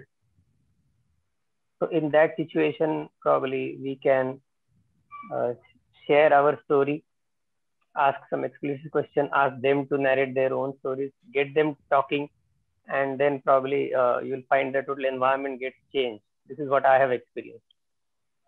Beautiful. Thank you, Kedar. So it's sort of modeling the psychological safety of sharing a story. Let's say it's in a huddle, right, with your team or a little team meeting. And it's starting with a sharing of story and then an invitation. So it's modeling what we hope we want others to do and then invite others to share. You know, some teams I work with, they use it at the start of every meeting. They invite a different team member to share around what matters to them today. And it can change, but it's a source of getting people to first connect to the values about why they're doing the thing that they're doing together in our improvement work. And we can do, of course, in one-to-one meetings. We can do it in action events. So the ways in which you design how to like bring your work to scale as you're, for example, maybe doing a training and you invite people in the first 5 minutes to turn to their partner and share, why are they here today? Why does this matter to them? And to get to some authentic exchange around motivations, right? So we can build this into everything we're doing. It just takes sort of a thread. It's like being a master, weaver and threading it in to everything we do to bring some motivation into the conversations, into the spaces, into the improvement work. Even when we're doing, the study part of a plan to study act cycle, is we're asking ourselves, now, why does this matter, right? Why does this matter to us? And dropping into that as a place to continue to motivate the commitment around the action. So thank you. Good. So an invitation for you to think about when you could work on either eliciting or sharing story in your improvement work, and or just to get back on the bike and practice with maybe someone you're working with outside of work, maybe something else that matters to you that you're leading or doing, participating in as a place to play with story. I think with that, I'm going to turn it, I'm way over time. Sorry about that. I know you guys want to get to lunch. You're going to get the full 30 minutes. It's not going anywhere. You will still get it. We have a little slush time this afternoon. I know some of you had to also leave because you had other commitments at 12:30. But I want to turn it over for those who are with us to just, we're going to kind of close out the morning. I'm going to invite Benna and Charlie to lead us through a little reflection time together. Charlie, do you want to start or would you like me to? Thanks, Benna. Thanks, Kate. I just want to say, just brilliant to be here, and just it feels like there's a lot to chew on. And I think, Benna, 10 minutes we're not gonna cover everything. I suppose we just think about what's come up for us this morning, and perhaps from what we've heard, where do you think is a good place to start? Yeah, no, I think I've been really struck by. I know we were concerned, all of us, as a team in advance, that. What would it feel like all being virtual and how connected we want this to feel? And I've been so struck by how present everyone has felt. And also by our collective humanity. It kind of feels like we have shown up with our whole selves, and that there's been a huge amount of humanity in this session so far. I was really struck by when people were sharing the changes they've been through this last year, and how, you know, it felt like quite an intimate sharing in terms of kind of people, you know, really thinking about how this had impacted in so many ways. And there's something about that showing up as human that feels like it has an impact on the whole session. So I've been very struck by how it's felt. It almost kind of becomes a cumulative thing, doesn't it, as well? And when, like we've just heard in the last piece from Kate, when someone models it, you kind of respond yourself, and it becomes a kind of virtuous cycle of sharing more. Yeah. I was really struck by that too, just the level of openness. And I was thinking, gosh, do these people do this in their day jobs, or is there something about this space that we've kind of, you know, Kate and we've created together that's enabling that? And because I was wondering about some theme around, Jonathan mentioned mess just there, and I think Joanne this morning mentioned about a scribble, and Hesham talked about a roller coaster, and there was that kind of realness of real life. And then there was also this sense of structure. I think Jude mentioned structure, and Doris talked about structure, and in Rachel's story, there was this sense of challenge, choice, outcome. There was a structure to it. So I was left thinking something about how does structure and real life kind of support each other. Yeah. And also how rarely we create spaces for this stuff, for the kind of messy human side of things, and I think you're right, that kind of counterbalance between the messy human stuff and that fear. I think Simon said something about, after listening to Rachel's story, that sense of the raw emotion, and that sometimes that can make us feel quite vulnerable, and it might be stuff that we kind of avoid or shy away from. But you know, us being human, you know, this is not a new pandemic thing. I know it's been a tough year for lots of us, but actually we've always had all of this stuff going on, and how we find ways with the people that we're working with of really connecting on a human level, because great stuff kind of happens when we do that. So it's how we might find ways, and that those might be quite structured ways, but ways of making sure we share perhaps more deeply than we've been accustomed to doing. Can I pick up on something there, Benna, because that's reminded me something Seema said. I don't know if Seema's still here or if she's gone away, but Seema used the word hope and the word discovery. And I think it was discovery. It was after Rachel did her story. It was after the open questions bit, and this sense of being willing to go into a place where you don't know what the other person's going to say, but you've got this spirit of discovery. And that just seems such a kind of theme of the morning, just a kind of willingness to go into a space and kind of see what happens and go with it. Yeah, no, absolutely. Seema, are you there? Do you want to chip in on that, Seema? Are you able to comment further on what you meant by discovery? Maybe she's gone already. Yeah. Okay. Yeah. I think just in that spirit, somebody in the last session, I think, was just the most recent session, was talking about that giving of ourselves and the courage. We're very good at enabling, aren't we? We're very good at sort of, you know, making it happen for other people. That point about, you know, we're there to help and to kind of, you know, but actually that helping sometimes involves that giving of ourselves and you know, and having the courage to do that, because it might make us feel emotional. It might be difficult. So, no, that feels really important. I don't know if anybody wants to just offer up, join us in a quick reflection on some of those themes.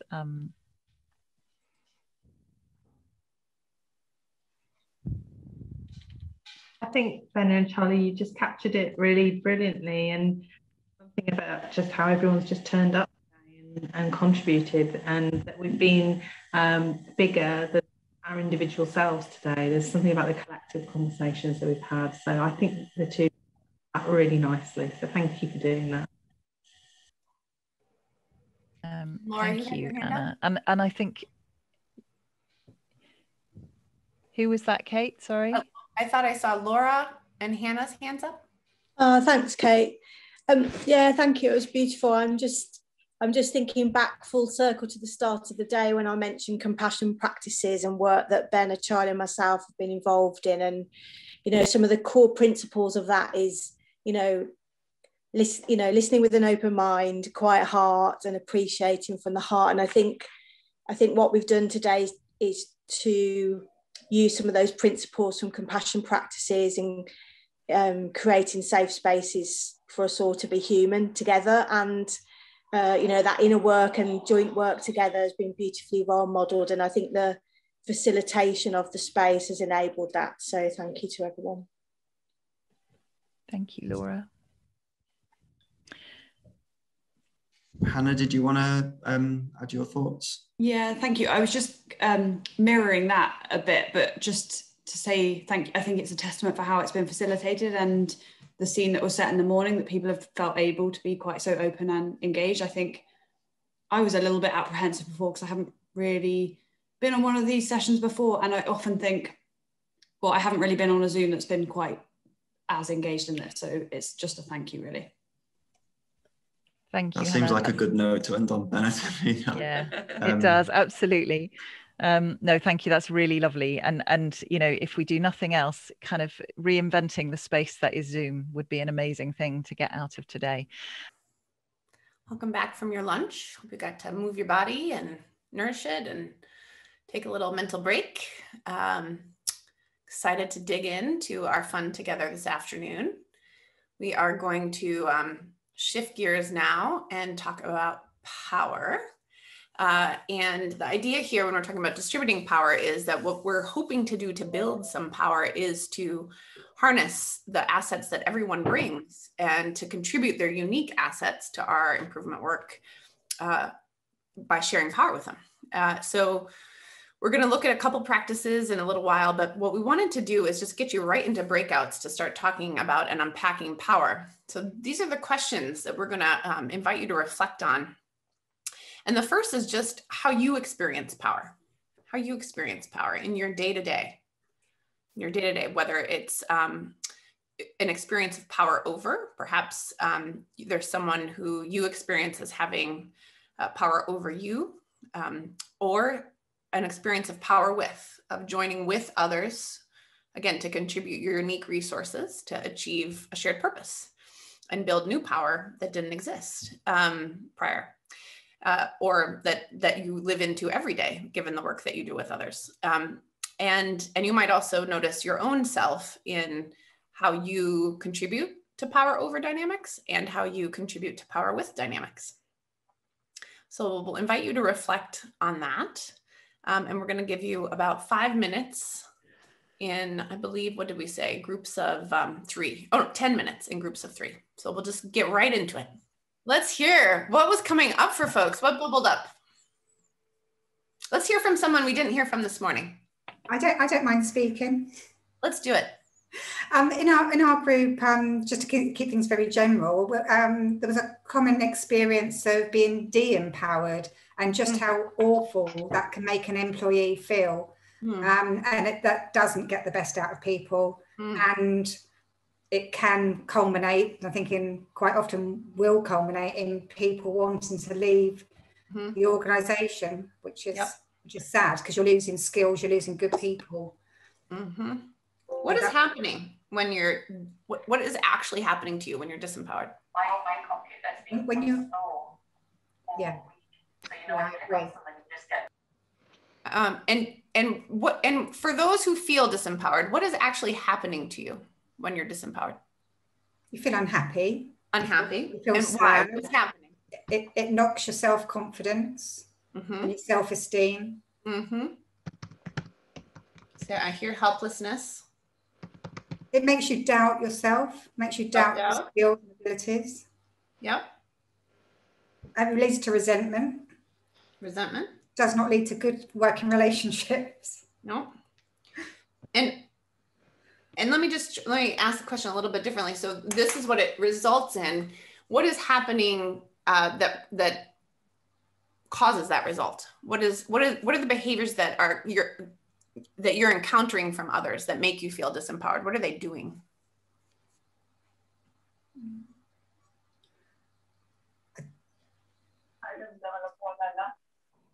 Yep, chip in. Go ahead. It's like a tokenism. The leaders behaving in a manner of tokenism, just theoretically giving you the power, but practically not allowing to work.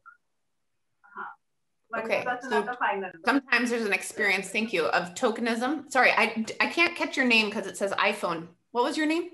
Oh, Kedar. Kedar, oh, there you are again. Okay, you're on the iPhone. So this idea of feeling tokenized, thank you for sharing that. What else is happening? Why am I asking you what's happening? Because there are actual behaviors that lead to this experience. And it's important to recognize what those behaviors are, and also sometimes to recognize them in ourselves, right? What else happens when we disempower or others disempower? Go ahead, Katrina. Oh, crap. You could do me a favor, could you? I left my phone in there. Would you just be able to run and get it for me? That's Go ahead, Katrina. I think when it comes to behaviors, it has the potential to go to the extremes such as anxiety, depression, disengaging in meetings, increased sickness absence, increased conflict with other members of the organization, lack of productivity, and it just snowballs, and then people start to leave. And sorry, I must not be asking the question very effectively. These are the outcomes. So this is how we feel when we're disempowered. But what is causing that? What are the behaviors that others are exercising that results in those feelings? We're not being valued. Not being valued. And how is that being shown? That your expertise or where you feel your strengths are just not being utilized, and you end up feeling that you're not contributing anything. So. Okay, good. It's actually funny because one of the first things I asked when we broke us into the groups, one of the first things I asked Dan is, what actually is power in the first place in a workplace? And it's to me, one of the, and I think that possibly answers your question a little bit, is the ability to make decisions autonomously and also influence the decisions. And when there is lack of power, when the power is being taken away from us, we suddenly start being treated like we're not capable of manage ourselves, manage our time, and like our contribution isn't valued. Yep, thank you, Katrina. And I'm seeing also your colleagues, finally, I'm getting into the chat and everyone's answering this question beautifully. Sorry, everybody, I totally missed the chat. So feeling sidelined, overlooked, undermined, being micromanaged, communications of microaggressions, resulting in obviously a lack of trust, feeling belittled, dismissed, discounted. So these are behaviors that result in feelings of disempowerment. And I appreciate, Katrina, you're grounding us in a notion of what power is. We're going to come back to that notion, but since you've brought it to us, I just want to note the ability to achieve purpose, right? You said the ability to achieve purpose is part of power. And we're going to talk about power as a relationship. One thing that happens when we experience a power over situation, especially when it's over us, in addition to what you've named in the chat, is that somebody has the decision-making authority. And often we confuse decision-making authority with power. And what I would invite you to consider is that decision-making authority is an asset. It's an asset. It's something a resource that different people have. And frankly, we all have it, right? We all have choicefulness. We might not like some of the choices we have, like leaving, but we have it, right? And so just to notice that power isn't necessarily so much a thing, like a decision-making authority, that's an asset that you can contribute to an effort, or you can misuse it, as you've described, and result in the disempowerment within relationships. And we're going to talk a little bit about the relational nature in a bit, so we'll come back to that. What about power with? When do you experience power with? What's happening?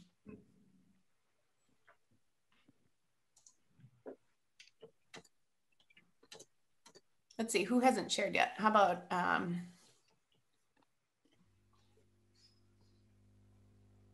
Chris Atkin. Nice to see you, Chris. Hi there. Well, we had a good conversation about what we really mean by power to start with, and we can tend to start at a negative place, but actually you can think of it in a much more enabling way, which is, I guess, your power with, and your capacity to kind of, influence and direct with people, and sometimes it comes down to giving permission to do something where actually maybe the permission was never taken away in the first place, but just because of the situation we're in, it needs someone. The person I was working with, we're both in a kind of sort of facilitative OD type role. Mm-hmm. And sometimes, teams might feel we have the power, but in actually we're there kind of creating the safe space, mm-hmm. Which might be defined as power, and enabling them to take the ownership and the power to enact whatever it is they're needing to do. So it needn't be a kind of negative thing if we think about power with. Sometimes it can take courage to do that, but so we kind of had a really good conversation about how it can be a sort of enabling force. And we were talking about superpowers earlier, which were all very kind of positive and nice. So we had a kind of more positive conversation about opportunities that power can give for good.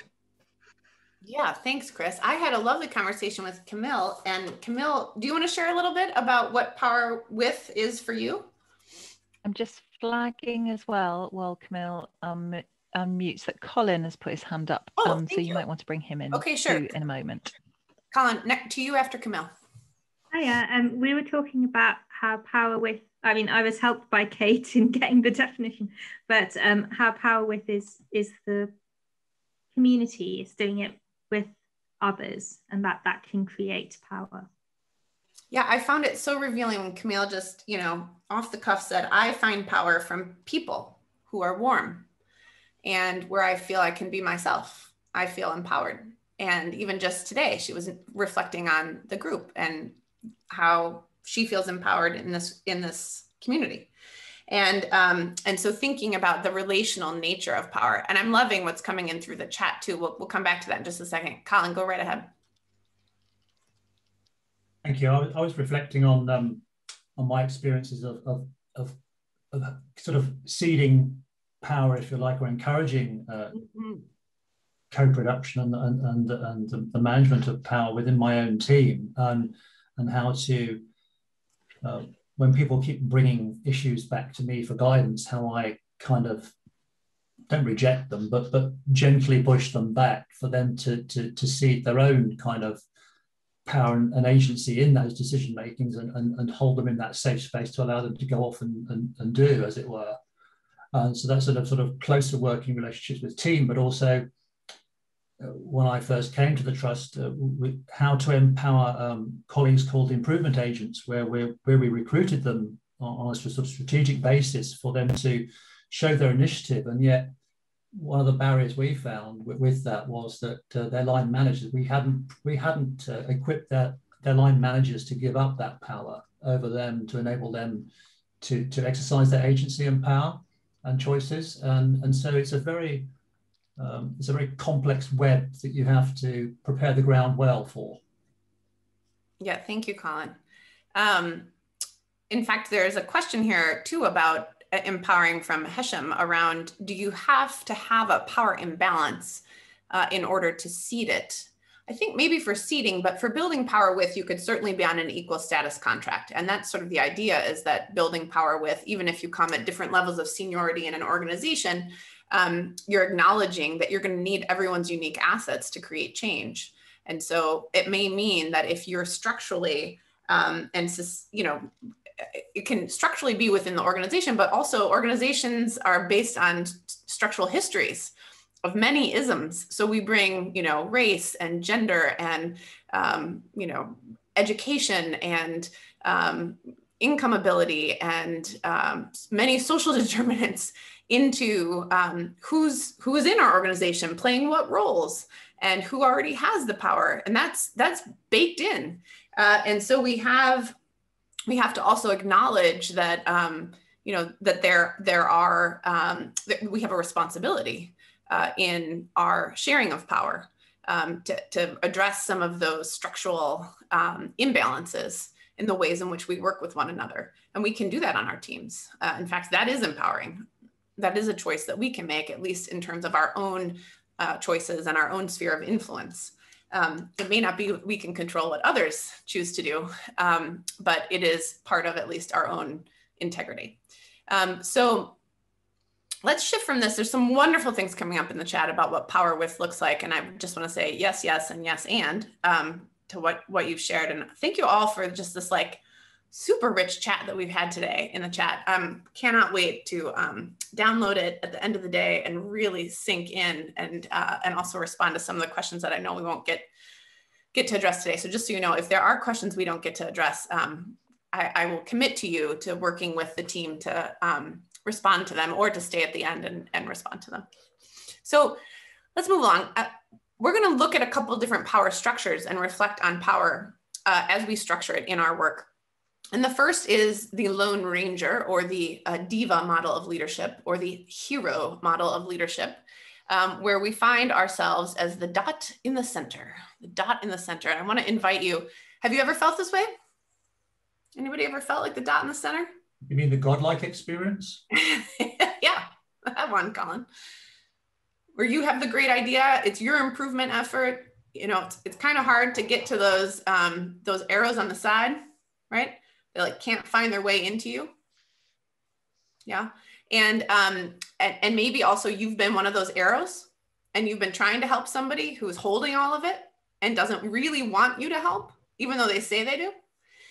So what's that experience like if you're the dot or you're one of those arrows? Suzanne, I saw you nodding. Do you want to take a crack? Yeah. No, thank you. Sorry. I think I find it quite frustrating because I think there are things that can be done, and yeah, and it's just a bit disheartening, I guess. Yeah, it is. It's really frustrating. And what if you're that dot in the center, Suzanne? It's kind of intoxicating, to be honest, but at the same time, I recognize that it's probably, I try and reach out, but I think there is a lot of control that comes with that feels very comfortable. But it can be a scary place to be too. Yeah, yes, it can be scary. Why can it be scary? Ali's just raised their hand. Oh yeah, Ali, please chime in. Thanks, Suzanne. Hi, thank you. Yeah, I have been that dot, and I would echo everything that Suzanne's just said. It can be intoxicating, but really bloody scary as well when you're stuck in the middle. And I really quickly realised that I couldn't just do it all, but then pulling those arrows towards me so that I could hand it over took a vast amount of effort and energy. And don't get me wrong, it was still incredibly exciting, and I was getting such a buzz out of it, kind of taking these people with me on this crazy journey, which was amazing. But the pressure of it, I lost a lot of sleep, let's put it that way. Yeah, it can lead to burnout. It certainly doesn't lead to outcomes, right? We're going to need other people because we have big changes in mind, right? Like, we're not going to do it alone. There's a reason why it hasn't happened yet. We're thinking about that adoption, Everett Rogers diffusion of innovation curve, and so this model will not work for that, right? Colin, did you want to chime in too? Yes, I was just reflecting on how that culturally the system, as you say, is baked in for lines of accountability, isn't it? Particularly with the way the system works, is people in management roles want a clear line of accountability for when things don't go right, and therefore to diffuse power, to cede power and agency and distribute it. It's quite an anathema to quite a number of people still, because it messes with their head about where will the buck stop. Yeah, so let's get into that next slide, which is exactly that line authority. Which I know you're very familiar with. But what are the good things about this one? There are some good ones. Who haven't we heard from?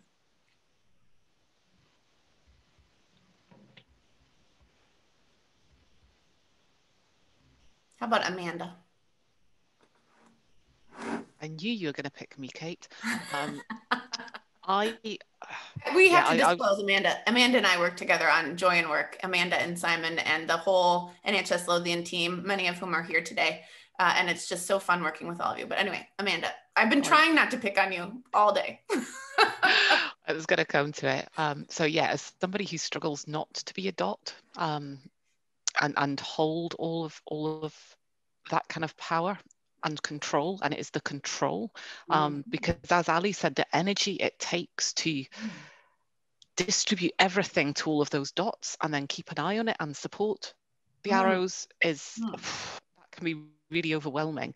The hierarchy, I'm not so keen. I hope the team that are with me today will see that I don't operate in that way. With the team, I cede power, hopefully. They can tell me if I don't. You know, we all have our moments. I kind of put in the chat, you know, and if I start to get frustrated or I think there's a risk to something being delivered that I'm accountable for, then my critical parent can raise up, and I hear those things in my head, like, can you just do it? But hopefully they don't come out of my mouth, because I'm kind of very aware of that. Hierarchy is quite understandable, isn't it? It creates clarity. In terms of, you know, a structure and an order.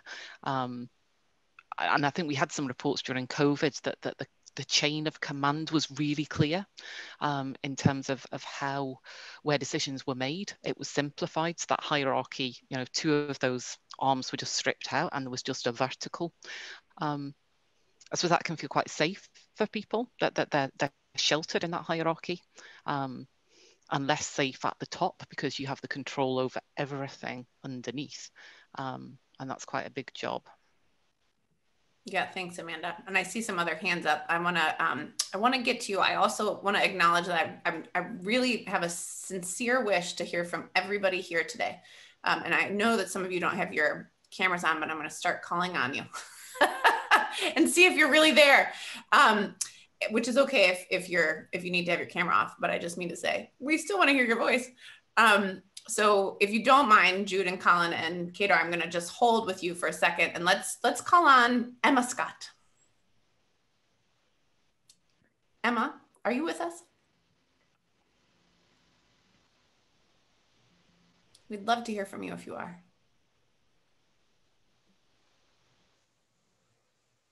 Or Seema, are you with us? Yeah, I'm here. Hi, Seema. Okay. Hello.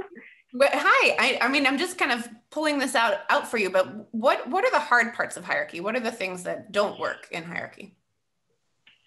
For me, that sort of mechanistic way of organising has a place. It does. I think we do need to acknowledge that, and perhaps in times of real emergency, when there's something that needs to be, there's a purpose that needs to be addressed really quickly, then that can be the only way, potentially, some might argue. But I think that it's something that you have to use for a very limited period of time, because people need space to be creative, and the purpose of whatever we're trying to achieve also needs that creativity, because when you're dealing with complexity, this sort of mechanistic, hierarchical way of organising won't solve the problems.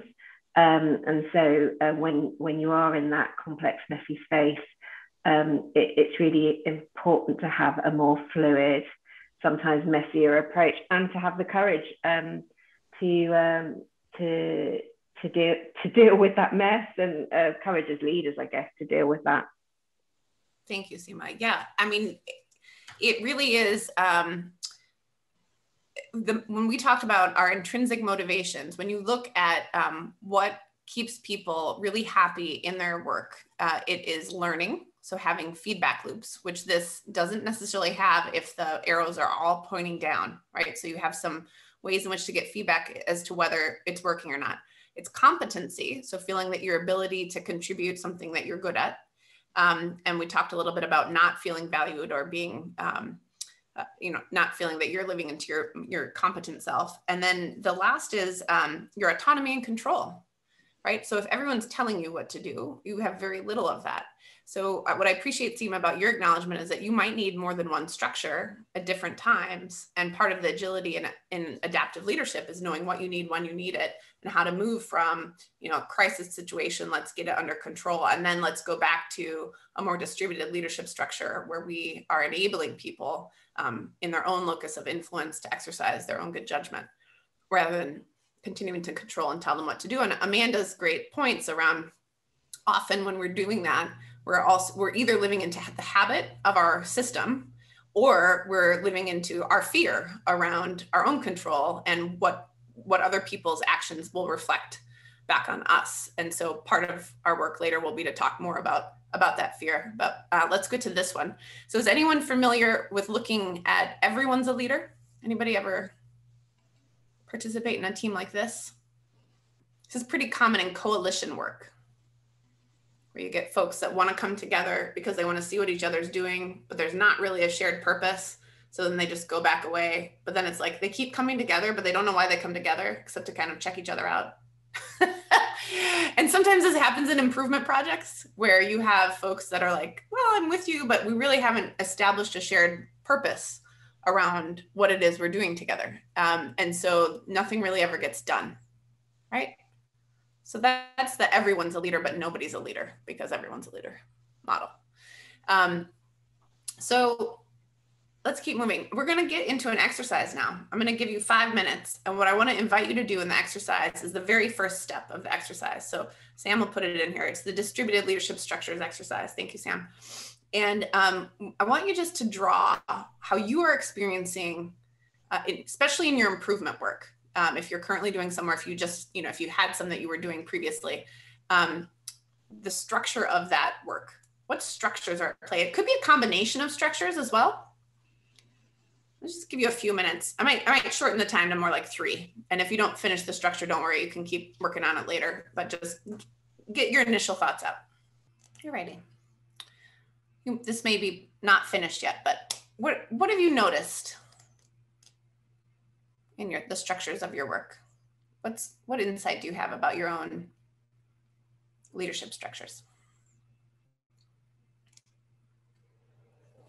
Becky, thanks for raising your hand, Becky. Hi, I think so where I currently work, we're just starting to pull together. It's been about 10 years in the making. I've been working in improvement for about 10 years, and we're just starting to pull together Comtaf Morganog Improvement CTM, as it's going to be called, and we've just appointed the director of improvements. It's all very exciting stuff, but it's all still very new. So I think currently for us, I think there's a bit of a mixture of, there's a very small team of us that are trying to support others with improvement, or but it's seen very much as our work to be done. So I think there's a bit of Lone Ranger and also a bit of hierarchy going on, because it's still uncharted territory. It's still very unknown how ICTM is going to look and how it's going to feel, how it's going to work, and all those sorts of things. But hierarchy is a big part of it, and it gets in our way an awful lot in terms of trying to drive some improvement forward, despite the fact that we've got a clinician as we've got a consultant who is our AMD for quality improvement. So thank goodness for her, because I think and we would struggle otherwise, I have to say. I have to be honest. Yeah. So I would say it's probably those 2 things. And why do you think that you have those structures? Did you inherit them? Are you used to them? Is it how people, the culture of how you work? Where do you think it comes from? I think it's the culture, but it appears to me, my observations of our culture are that despite new people coming into quite senior roles in the organisation, it's almost like the culture's intrinsic in the fabric of the buildings that we work in, or something. I don't know where it is hiding, that it kind of, it's a bit like Stranger Things. This alien just comes and takes over, and yeah, nothing ever changes. You get new people coming into the organisation and you think, oh, this is great, it's going to change at last, and then it doesn't. So you're constantly on the cusp of some great expectations, but you often it often falls short to that. And I feel like I'm being really, but I've worked in the organization my entire career. So these are just, I've seen a lot of change, I guess, in the organization to be able to kind of confidently say those things. But yeah, it's fascinating. It's a bit like the mid-staff stuff around. People come, they either think I can't work like this and they leave, or people come and they just adopt those entrenched culture. I don't know. It's quite fascinating, really, in some ways. It is fascinating, isn't it? Culture, yeah. our expectations of each other and how we send each other signals as soon as we get in there. And how used to things we are in our entrenched cultures, and how intentional and how much work goes into creating new culture, even if it's just in one little unit or one little improvement team. Because everyone's used to operating a certain way, it's going to take that much more of a lift to create that intentionally in our improvement work. It doesn't mean we can't, though. It doesn't mean we can't. It's a real opportunity to do so.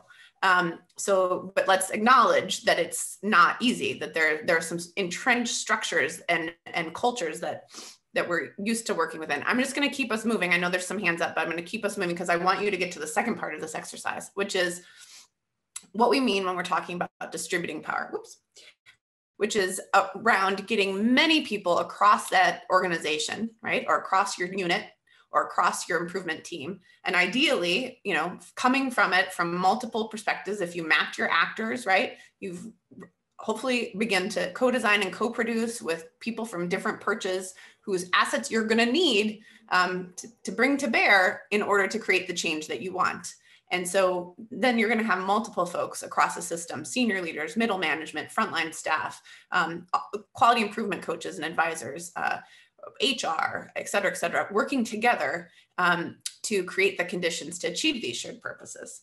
And so what we're going to encourage you to imagine is this notion of a snowflake, where the arrows are pointing in both directions. There's mutuality between people. Earlier when we talked about what does power and feeling empowered look like, it means, I think Heshem, it might have been you that said, is it when we're each achieving our interests.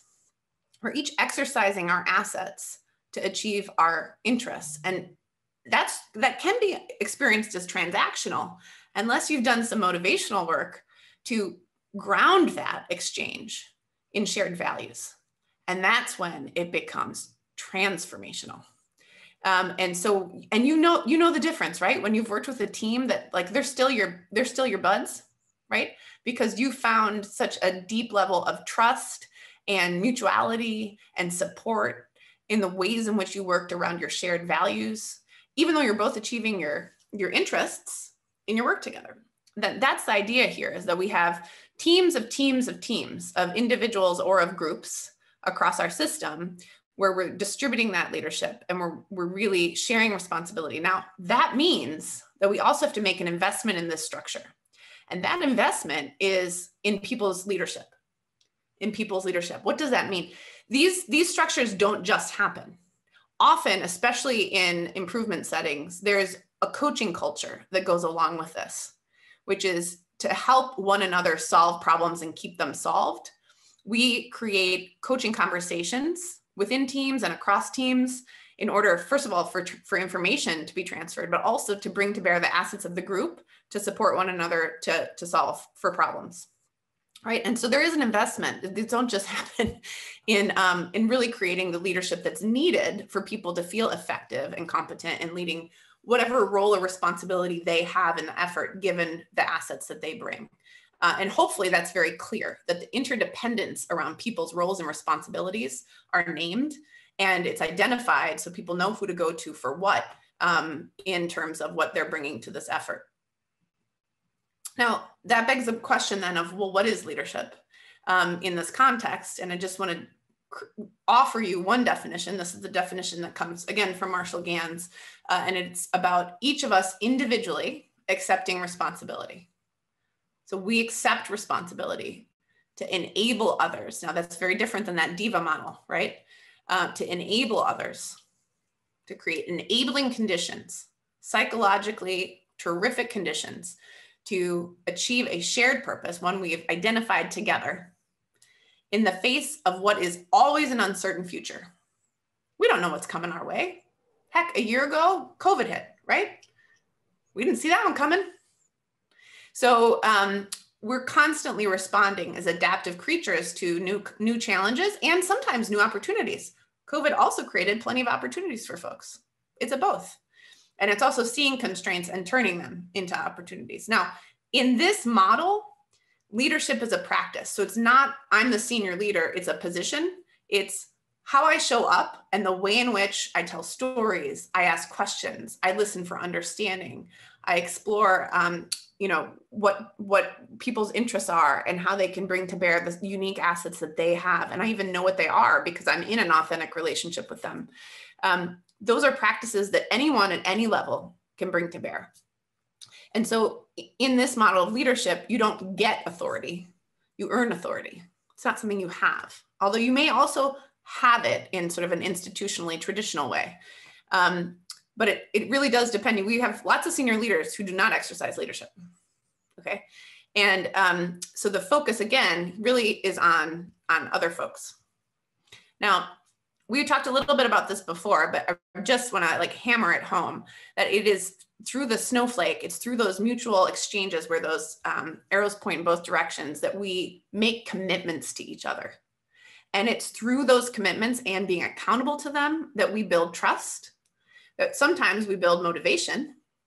We certainly bring to bear creativity and new assets, even feedback. And we enable one another to exercise our own autonomy and control around what we can do together. And so that's what we mean when we talk about power as relationship. I know Helen Bevan has been so wonderful in sharing Jeremy, is it Jeremy Timms? Do I have his name backwards? Anyway, the folks that wrote New Power, terrific book. And that's exactly what they're talking about here. They're using the language of new power and old power to talk about the difference between sort of this idea that somebody has it versus we can create it. It's like a current, it's electric. Yeah, Henry Timms and Jeremy Hymans. Thank you, Lou. Great. In fact, I'll look it up before the day is over, but there's a great HBR article on New Power that really gets at this, and also their book, obviously. Oh, what did I do here? A build slide, how fun. Okay, so again, these are sort of the benefits, the advantages of distributing power. I'm not gonna read these, but this is the idea here. And I think I'll pull one thing out, which is the idea that if we're gonna do this and we're hearkening back to co-design, right? We're gonna have to make some decisions collectively. So it's important to notice in a distributed leadership structure, who's making what decisions when. And to be transparent about that. When is it the group's decision? How will we facilitate that for the group around its shared purpose? When do certain folks need to exercise their own autonomy and control and influence around what they're doing in their space, in their role and responsibility to the shared work? And just noticing what that looks like so that people don't feel that they're being told. I think a lot of our like disempowerment is being told, this is what we're doing now. This is what you have to do. This is what the mandate is. This is be in compliance with. Whew, boy, that depleting, right? But if some of those decisions when they're made are who's making them and why they're being made that way, it sure helps. So even if it is a compliance-based mandate, it sure helps to say who made the decision and why it was made that way. And also, ideally, we're opening it up to getting some feedback loops going in that snowflake to ensure that it's something that is going to really land. It's where people are. It's what the group wants and how they see the work being workable for them. So I'm going to invite you guys to now imagine, and it doesn't have to be just a snowflake, but I want you to imagine your ideal state of what your improvement work could look like if you distributed more power. Okay? So moving in that direction. You might organize your teams by function. You might organize them by place. You might organize them by task or even identity and role. And we're looking for this mutuality piece where the arrow points both ways so that it's not so much of the top-down mindset And also it creates on-ramps for new people to join in, right? So that as you're gonna, this snowflake is fractal. It is a scalable strategy for building power across your system, unit after unit after unit, or stakeholder group after stakeholder group after stakeholder group, or task by task by task. And so as you think about scaling, this sort of model also is very helpful to bring more people on and grow that capacity as you go. So let's take another 3 minutes and just give you a chance to map, if you were distributing leadership more effectively, how would you draw sort of the ideal state? Again, you can combine models, or you can just take up the snowflake. About the good question Jonathan put in the chat. So Jonathan, you asked a great question about evidence for the snowflake structure.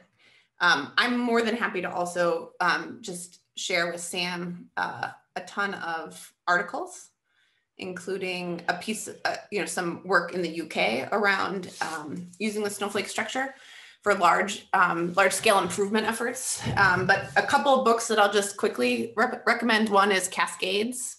I'll put this all together for you, but it's by Greg Sattel, and it's about how to create a movement that drives transformational change. And it pulls on many different examples of how that has worked. It's really like network strategies, but as a snowflake model.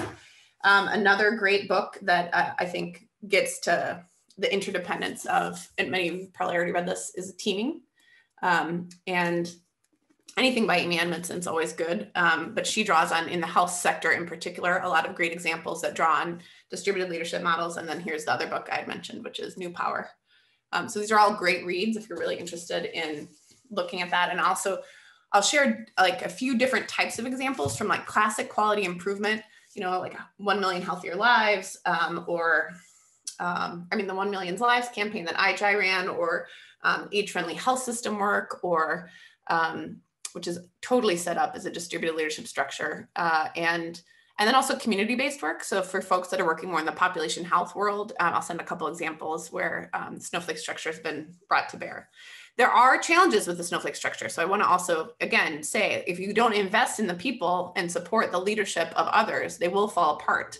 They also have to have feedback loops. Those arrows do have to be bidirectional. It can't be a hierarchy masking as a snowflake. And so, there are definitely some pitfalls to avoid in building them. But thank you for that question. I like Charlie always, and I'm terrible at doing this, but we do want to invite challenging questions. When you're thinking, this doesn't add up to me, or this isn't quite resonant, or, well, how do you know that? All of those are important things to be asking here. I know we're all happy that we're feeling good, but it's okay to be really critical too. Okay, so let's get back into the slides. So what came up for folks as you created your snowflakes?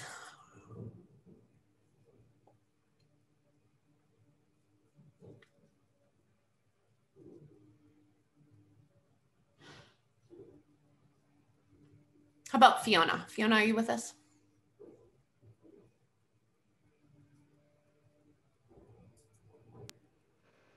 I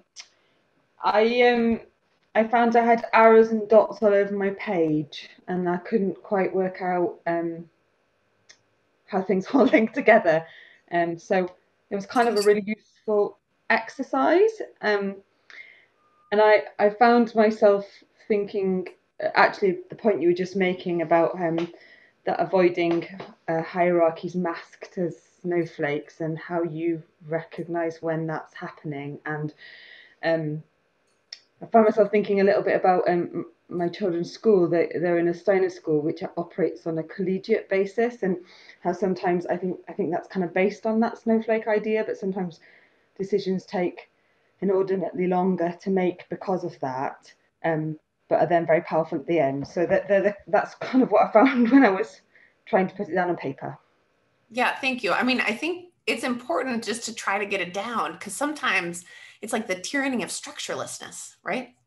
The structures that can be very enabling if the conditions are put into place to enable them to function effectively, and if folks can co-create them together, right? That they're clear on like what the structure is. So one thing I invite you to do is take this exercise to your team, take it to a colleague, and draw together, like get playful, like see what this could look like. have others, remember we all have our own bias, right? So co-design really helps with this in thinking about what could these structures look like, what makes sense to different folks in the work together about what the ideal state is. And then, really the question is how to put it into place. Now, one thing to notice, and I know Sam's going to put this article in for you, it's called Accelerate. It was written in 2014 by John Cotter, who works at Harvard and has a consultancy practice, but he's, just a brilliant dude thinking about leadership all the time. And what he was noticing is that you can have more than one system at play. So often in our organizations we inherit hierarchy in, and we might see some dots in the center, or we may see some times when people come together and everyone's a leader, but nobody's getting anything done. Where you, especially when leading change, can create in an area a dual system that is, just imagine Everett Rogers' diffusion of innovation curve, okay? It's like layering the snowflake on top of the hierarchy. You've got two things functioning. You may need to organizationally have certain things going in the hierarchical manner, but in the improvement work, as you're distributing that leadership structure, you want to distribute it to get past that early majority so that you can turn it into something that everybody does all the time. And then it's part of how you do business, right? So then you're back in hierarchy again. And for change work, it's super critical. We do this implicitly all the time through our relationships with people, just developing somebody who can help with this and does that. And pretty soon you have like a little mini snowflake rolling. And so the idea here is to be very intentional and structured in that thinking and the ways in which we take our improvement work forward, recognizing that we can have both. It's not an either or. And there is evidence around sort of the outcomes of using the networked distributed structures, especially when you're trying to create organizational change. So anyway, more that I'll send to you on that front, but just know that. So then the question for us is, okay, so if we have our state as it is, and we have our state as we want it to be, how are we going to move there? What are we going to do to put that in place? What are the behaviors? And we started with this. What are the behaviors for distributing power? I've listed a whole bunch here. Some of these you're probably already doing. Pay attention to those. Do more of them. Use your assets, right? Build off them. Some of these you probably aren't doing, right?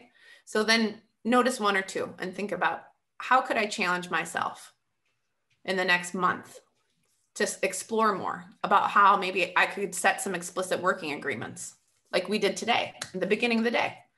Sometimes we're really afraid of doing that because we're afraid that people will think there's rules. Did you feel like we had rules today? Maybe. But did they feel enabling? Yeah, right? That's the idea here. So, you can do it in a way that doesn't make people feel like they're in kindergarten. You can do it in a way that makes them feel smarter and more capable, and like we're going to use the best assets of this team. So play around with that, right? And notice where you're also feeling like you're not doing something because something's coming up for you. Like, ooh, that feels a little scary to me, right? Ooh, that's something to explore, right? Okay, but what I want to do, instead of digging into any one of these, is I want to talk about one, which is around psychological safety, which I really think is the most important. And Amanda got us started here when she was talking about being the dot in the center. Because what often holds us back from distributing power is what she named, right? Fear. Remember that psychology of change piece? Distributing power might be change for you. It might be change for your colleagues. It might be change for your organization. It itself, to distribute power, might be improvement, and it might be change. Of course, you might need to measure that too. We're going to come back to measures. But look, so distributing power may be a new behavior for folks. And that means that there's going to be in ourselves and in others some fear about how that works, what that looks like, how to get into that. And they're real fears, like letting go of control or actually feeling accountable and not sure if others are up to the task, right? That their mistakes might reflect on you. Or maybe you're really putting your neck out there and you're actually afraid of the loss to your job or advancement. There's some real fear, okay? And it's legit. So how do we remember our work is to shift from fear into exploration? How do we encourage ourselves to explore that? And how do we encourage others to get under that fear, right? What do we need to put into place? So let's take a little page out of Amy Edmondson's book here. She's the one whose work on the fearless organization as well as on teaming, I highly recommend. And I think she's been working with Michael West quite a bit. So you've probably heard from Amy before, but she's going to talk a little bit about 3 things we can do to create psychological safety for ourselves and others, okay, in our improvement work.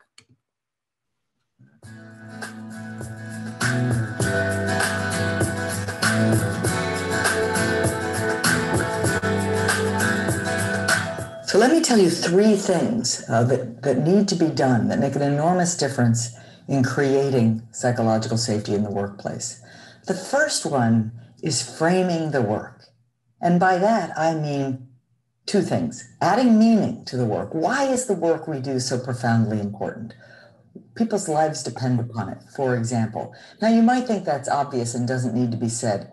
I would argue it does need to be said, because when people in positions of leadership, as I said, all the way up and down the organization, remind us of what's at stake and why it's important, it brings us back to why we're here, why we're doing this. It brings us, in a sense, away from that need to manage others' impressions of us and back to the actual work that we do. But that's only the first part of framing the work. The second part is reminding people that the work we do is uncertain and is interdependent and has a lot of potential for error, potential for things to go wrong. If I remind you of the nature of the work we do, it makes it quite clear how important it is that we're open, that we bring our full selves to work. In other words, if I remind you the nature of the work, the riskiness of the work that we do, it just creates a kind of invitation for you to take it seriously and bring your full self to work. The second thing that leaders absolutely have to do is what I call model fallibility and invite input. So these are behaviors. These are really important leadership behaviors that help other people experience a sense of psychological safety. So by modeling fallibility, I mean very simple things. If you are the medical director, for example, of an intensive care unit, modeling fallibility might involve behaviors like saying, hey, I may miss something, I need your help.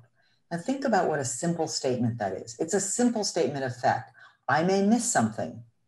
After all, I don't have eyes on the back of my head. I need your help. And so I'm modeling fallibility. I'm letting you know that I am a fallible human being, as we all are. Ergo, your input is crucial. So I'm modeling fallibility. The second thing I'm doing is I am actively inviting input. What does that mean? Very simple. It means I'm asking questions. I'm saying, and often it's helpful to say directly your name, the other person's name, and say, what do you think? I'd love your input on this. What did you see? You were on the overnight shift. What did you notice? How are the patients doing? If I ask you a direct question, I lower the very real psychological costs of you having to speak up, or having to speak up in a situation of hierarchy. So by modeling fallibility, very simple, very straightforward way, by inviting input through asking genuine questions, I do an enormous amount wherever I am in the organization in creating psychological safety for others. The third thing that leaders must do to create psychological safety is what I call embrace messengers. When people speak up, when people offer ideas or point to a process failure, thank them. When people are willing and able to come to you and to offer their ideas, their concerns, it is absolutely crucial to thank them, to acknowledge and make it a positive experience rather than a negative experience. You've got to close that loop. Otherwise, people will initially take the invitation seriously, that you are serious, that you want people to bring their full selves to work. But if there's never anything in it for them, that behavior will die out over time.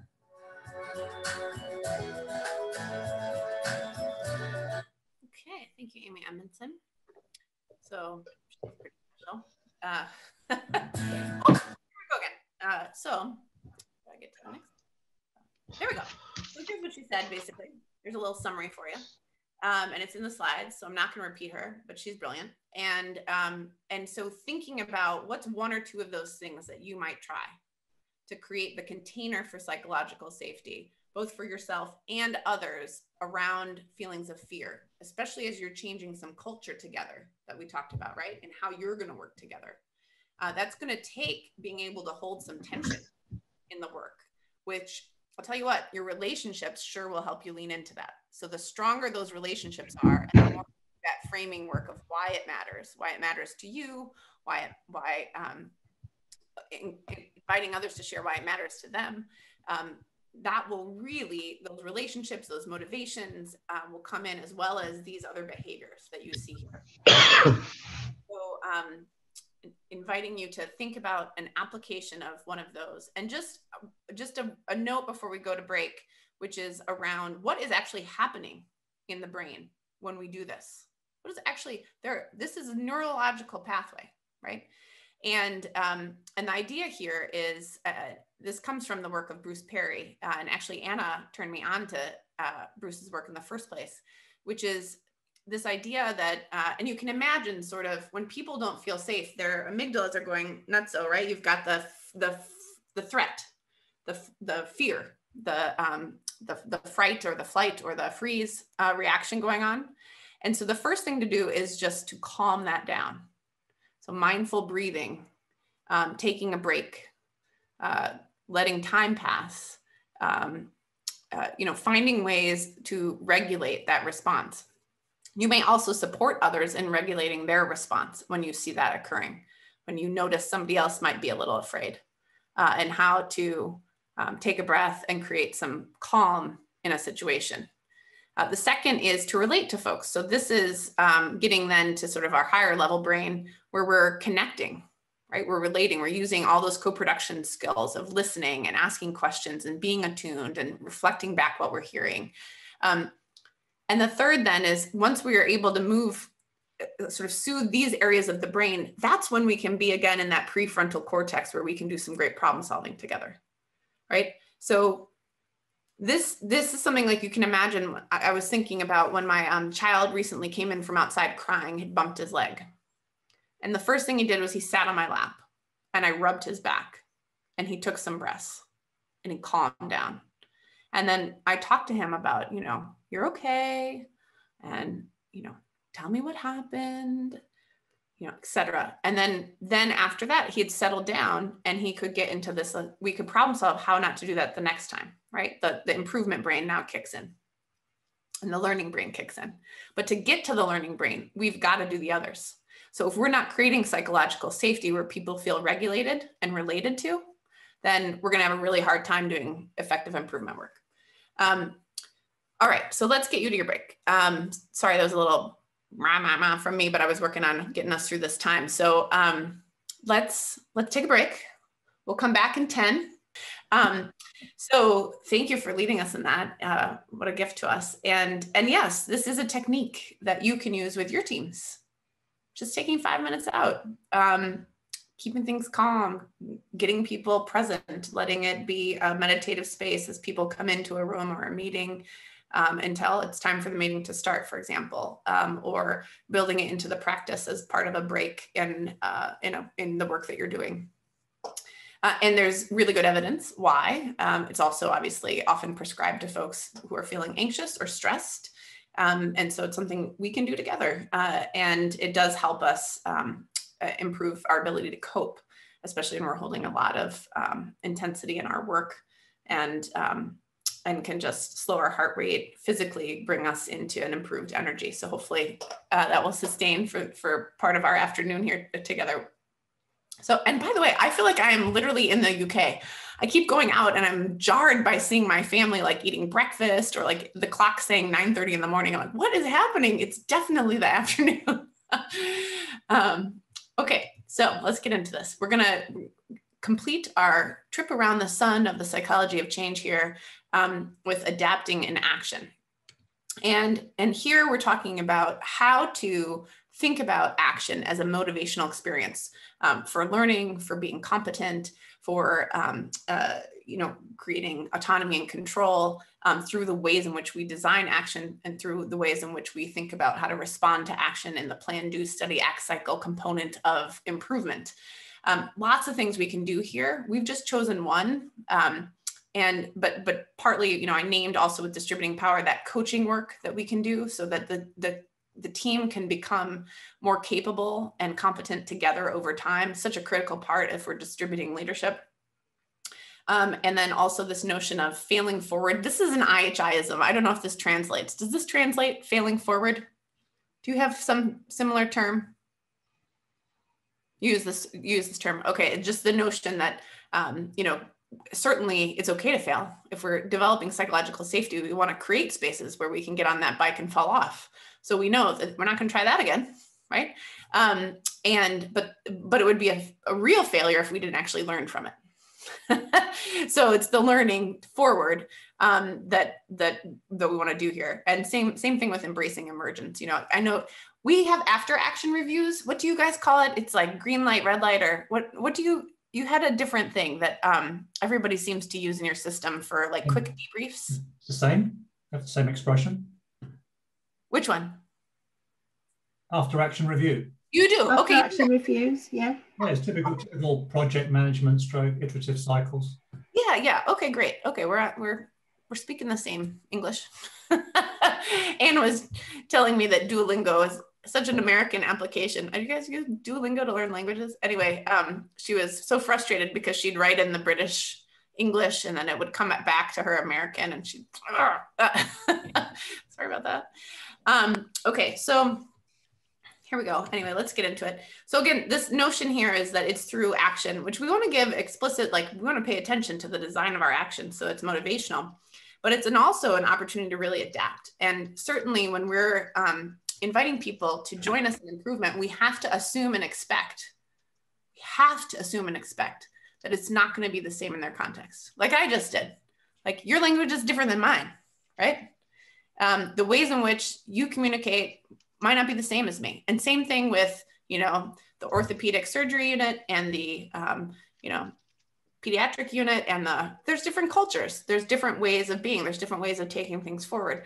So we have to think, what are the one or two things in our improvement we do want to see everywhere? Like that really aren't negotiable, that we have to reduce some variability around. But let's keep that as small as possible so that we can really activate people's agency around their own adaptive changes, their autonomy and control, their ability to see how it has meaning and purpose for them. So we want to do that. We want to design that as we're thinking, especially about scaling and moving forward. So part of that also means ourselves. Again, we started today with the same notion that we have to invite change. If we're unleashing folks' energy, then they're just going in the desired direction. They're going to take it on and make it theirs. We know that, right? So then that means that we have to ourselves exercise a growth mindset, as well as invite others into that growth mindset with us. That, lots of dots and centers can feel like it's scary to let go of control, but the growth is this whole idea here around moving into like seeking stretch experiences and overcoming deficiencies. This is Carol Dweck's work. And we're going to do a little exercise together as a growth exercise. And I hope this will also tie in a bit of our psychological safety work, which is something called the failures mode exercise. And we're going to do that because when we have a plan in place, when we have fears hidden in our brains, they're there. And we're responding because of those fears in our improvement work or our day jobs. When we have a plan to, first of all, name those fears, like what are they? And we can see them in the light of day. And we can ask ourselves, first of all, how likely is that thing to happen? How likely is that to happen? And second of all, how bad would it be if it happened? How severe? Would it tank this whole improvement project or not? And let's look at that objectively. Let's score it, in fact, between 1 and 10. We might have to ask others on our team to help us too. They may have their own ideas. And that will generate our total score out of 100 in terms of, how bad is this in terms of a fear and if it actually came to be. And then what we do is we determine mitigation strategies. These may be strategies to prevent it from happening in the first place if it's really bad, right?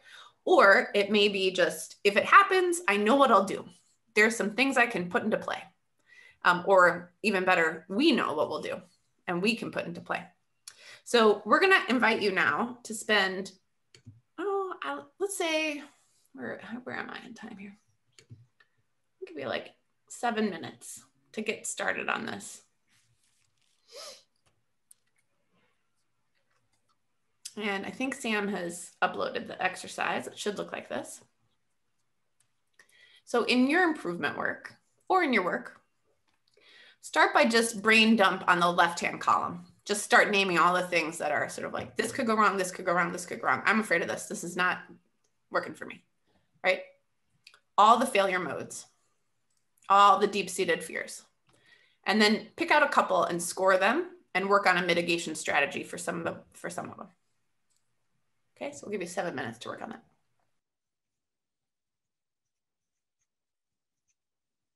All right.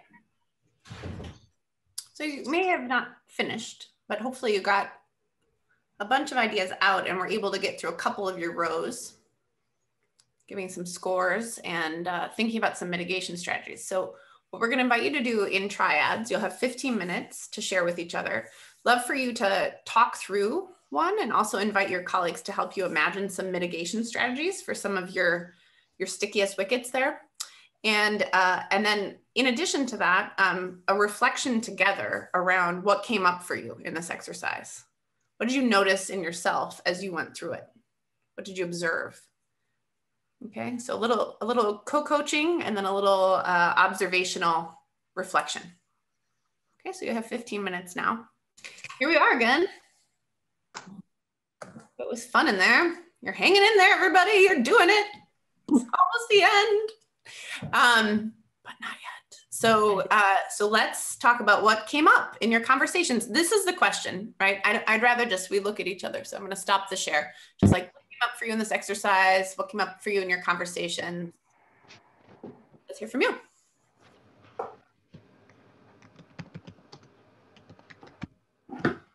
So we noticed that it was quite a helpful exercise to actually think about the likelihood of things happening, and it wasn't me that actually pointed this out, but I liked it a lot.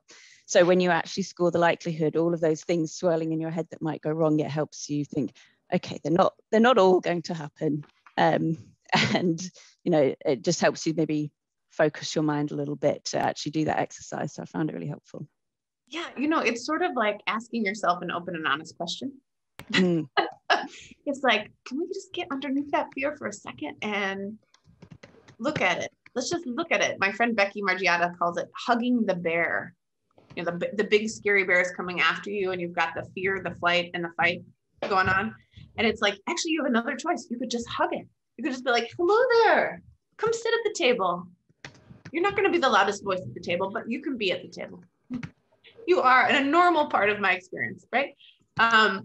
So yeah, so thanks. I think that's a wonderful insight from this exercise. Thanks, Emma and team. What else?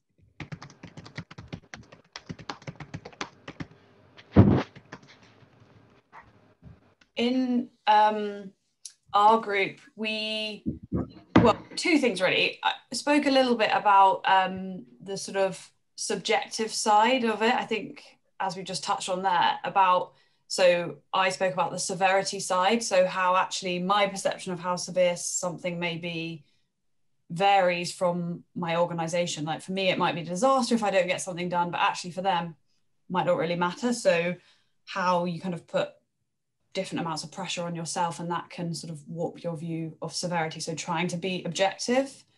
And then we were all actually, this is a slight aside, but all very honest about the fact that, you know, I kind of said, well, at the moment, I'm not really working on a big quality improvement project. So I've only done a little bit of this, but this is what I felt. And it was quite nice. We had quite a very open conversation about the fact that there were reasons why perhaps some of us felt this wasn't necessarily as related to the work they're doing, and reasons why had done a bit less. So it was quite nice, and that led into a bit of an open conversation about sort of sharing failures and learning from others, which was really enjoyable as well.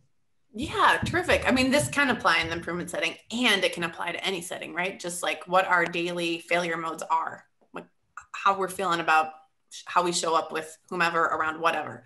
And I love that insight about severity, because it brings us back to the co-design question of our own biases. You know, who's looking at it from what perch? And somebody has continued to chime in the chat, which I've seen and thought, yes, but I haven't said it, which is this question of whose voices are missing? Whose voices are missing, right? And also in the way in which we're looking at things, right? So coming back to biases over and over to like help ourselves also retain some objectivity can really help. Yep. What else?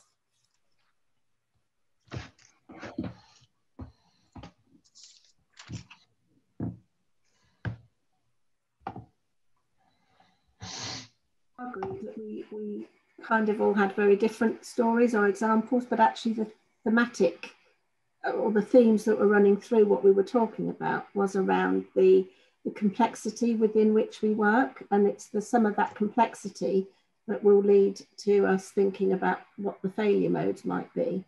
And actually sometimes it's okay to say this is not fixable, but being honest about the fact that this isn't fixable is probably quite a good mitigation, because then you're kind of setting the expectation of what can be achieved in a given time frame. So it's about, you know, breaking down the size or the complexity of what you're dealing with to something that is more manageable, and being able to say, actually, these are the things that we can do something about now, or that you can come up with and help design the solutions for. But it's not about coming in with all of the answers all of the time as an individual. It's about putting it back to the teams you're working with to say, and what do you think the solution to this problem might be? So we talked a lot about that sort of. It's a terrific insight. Thank you, Barbara. And also brings us back to this notion in asking open and honest questions of each other and holding space. And that itself can be an intervention, even if you can't fix it.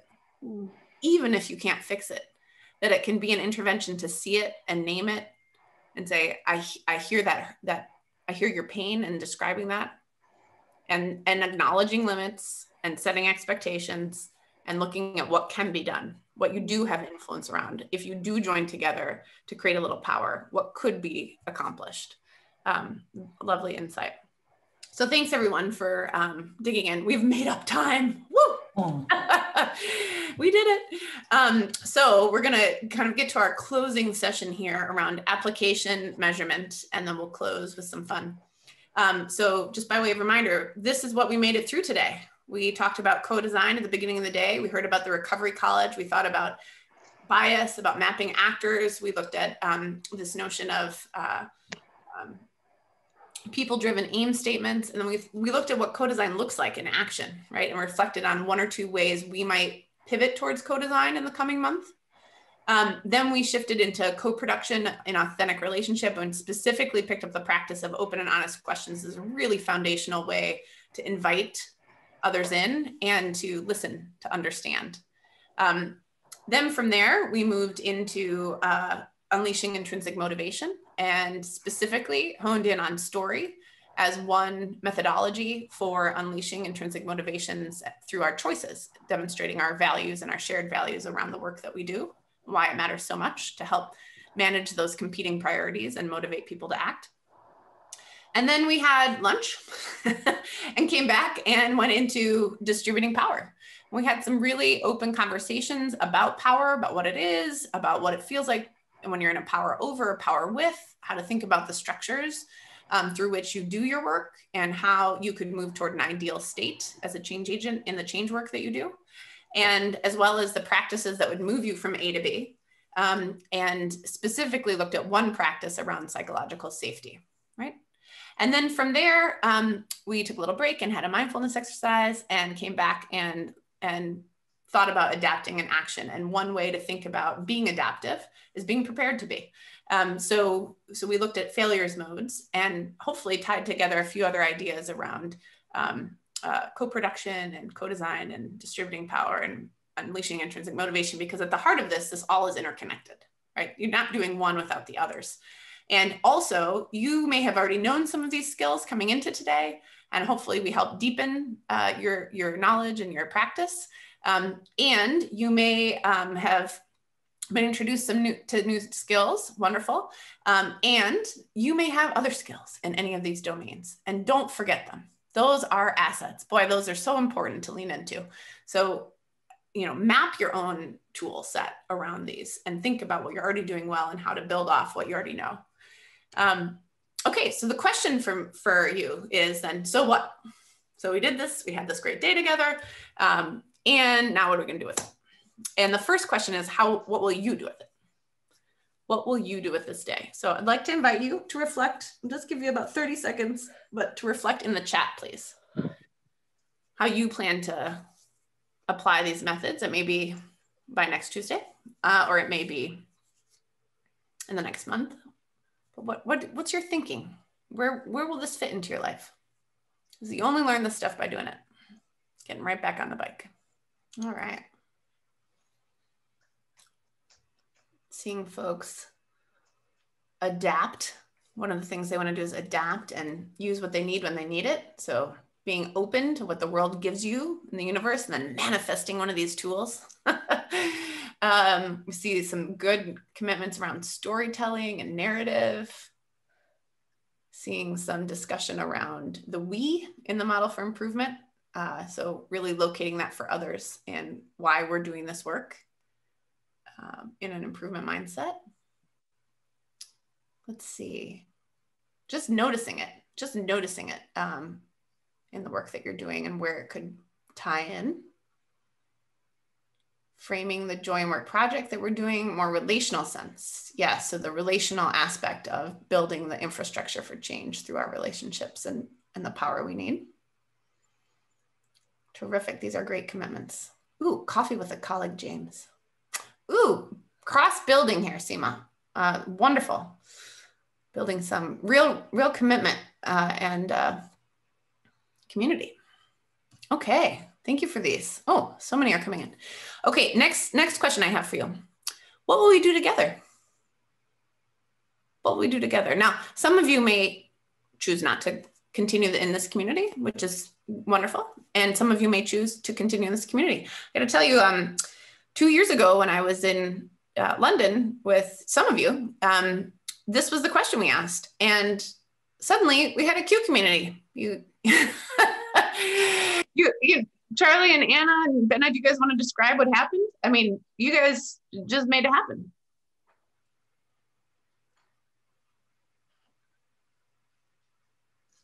I know others too who are here. We're participating in that. Sam, Rachel. We just had a very energetic day in London, didn't we? And it was a summer's day, and you put that question out to us, Kate, and it was at a time when Health Foundation was seeking applications to give out grants, and that's where this psychology for improvement idea came from via Anna, just gathering us together in a spirit of let's see how things go, let's have some conversations and see where it takes us. And I suppose it's the next step in that discovery now. Where will we go from here?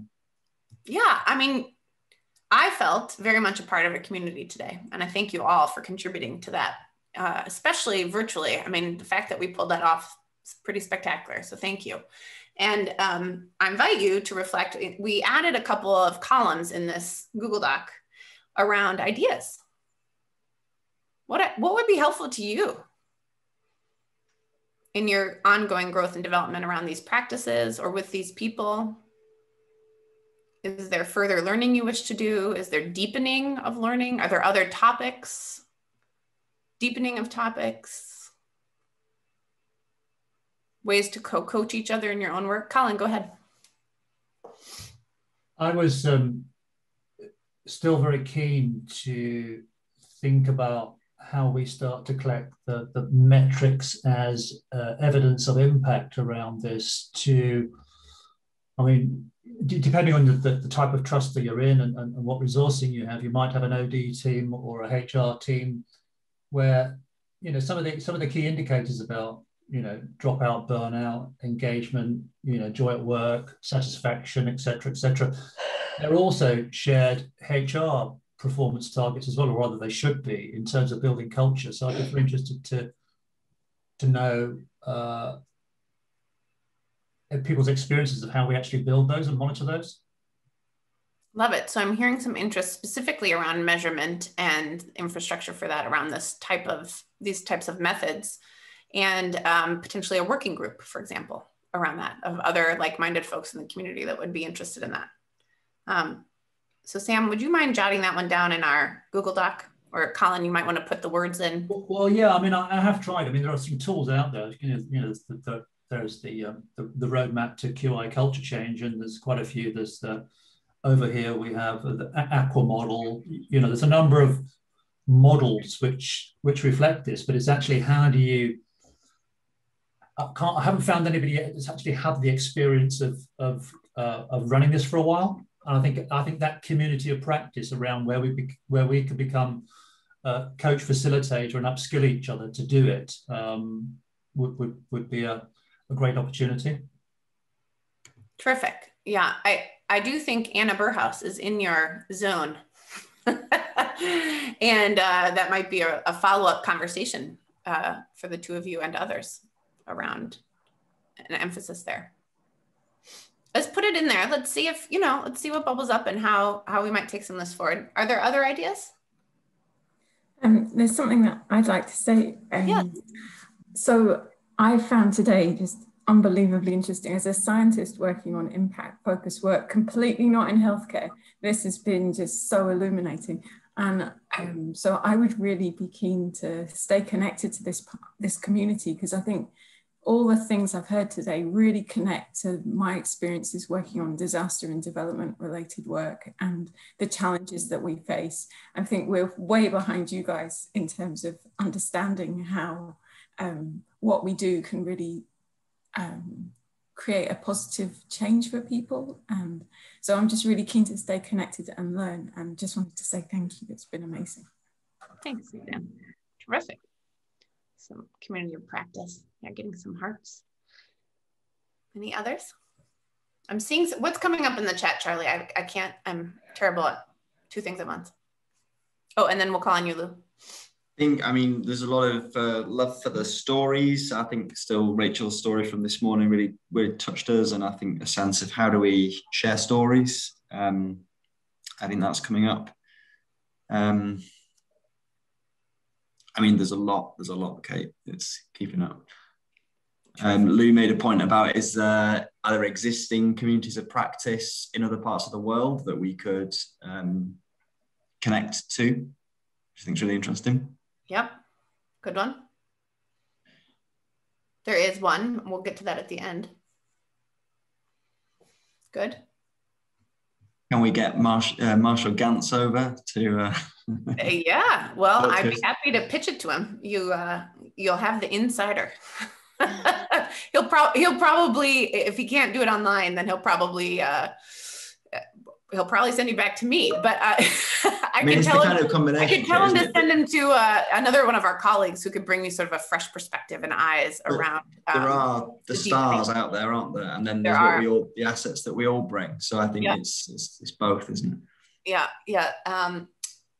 Yes, and there's also a lot of folks that work in Marshall's network internationally who can bring a very different lens to story that I think might really resonate with you. And of course, as you know, Catherine and Helen are deep into narrative. And so you have some local assets right there at NHS Horizons around narrative workshops. Catherine's just superb.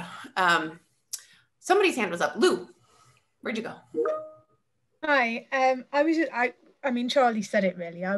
We're doing this work that Rachel and Sam and the team are leading over here, which is really great. And that's going to continue on beyond the life of the project. I think that's going to keep going.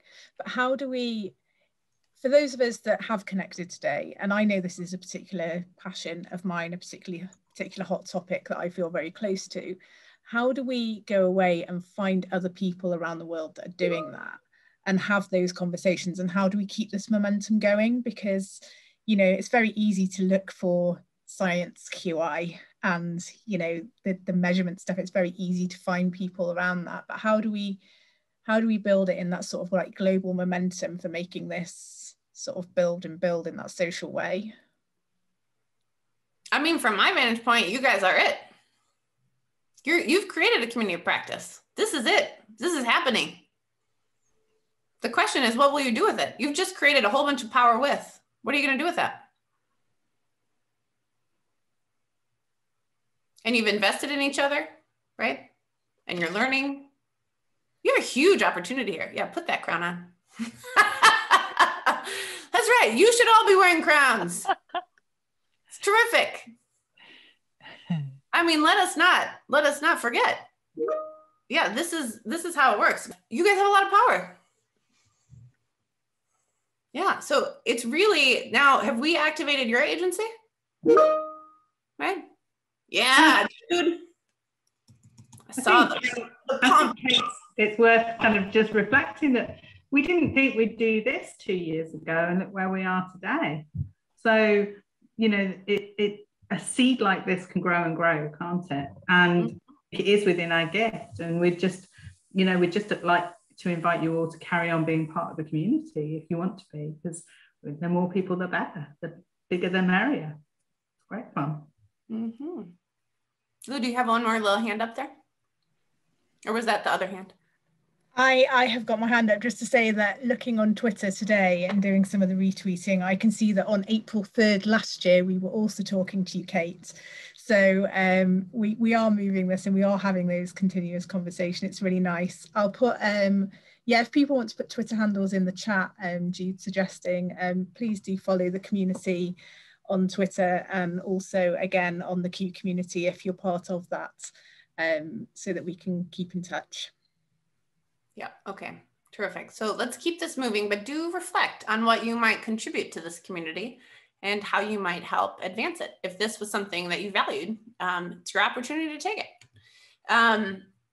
It's an opportunity to live into our values, right? And I suspect, just as the team has done, it will not be a burden. It will be an exciting gift. All right, so let's quickly get back to Colin's prompt, which is, how do we know that these methods have any impact, right? Let us not forget, in fact, that we are improvers. I'm gonna zip through this because we got other stuff to do. These will be in the slides. You can come back to it. But remember, we started with the fact that when you put these practices into play, storytelling, open, honest questions, distributing leadership, right? That you are after something. You're doing that to improve the outcome around your improvement project. So you want higher adoption rates, you want sustainability over time. Okay, so you can have, there are some things that you can measure when you take this forward, and every open and honest conversation is a PDSA,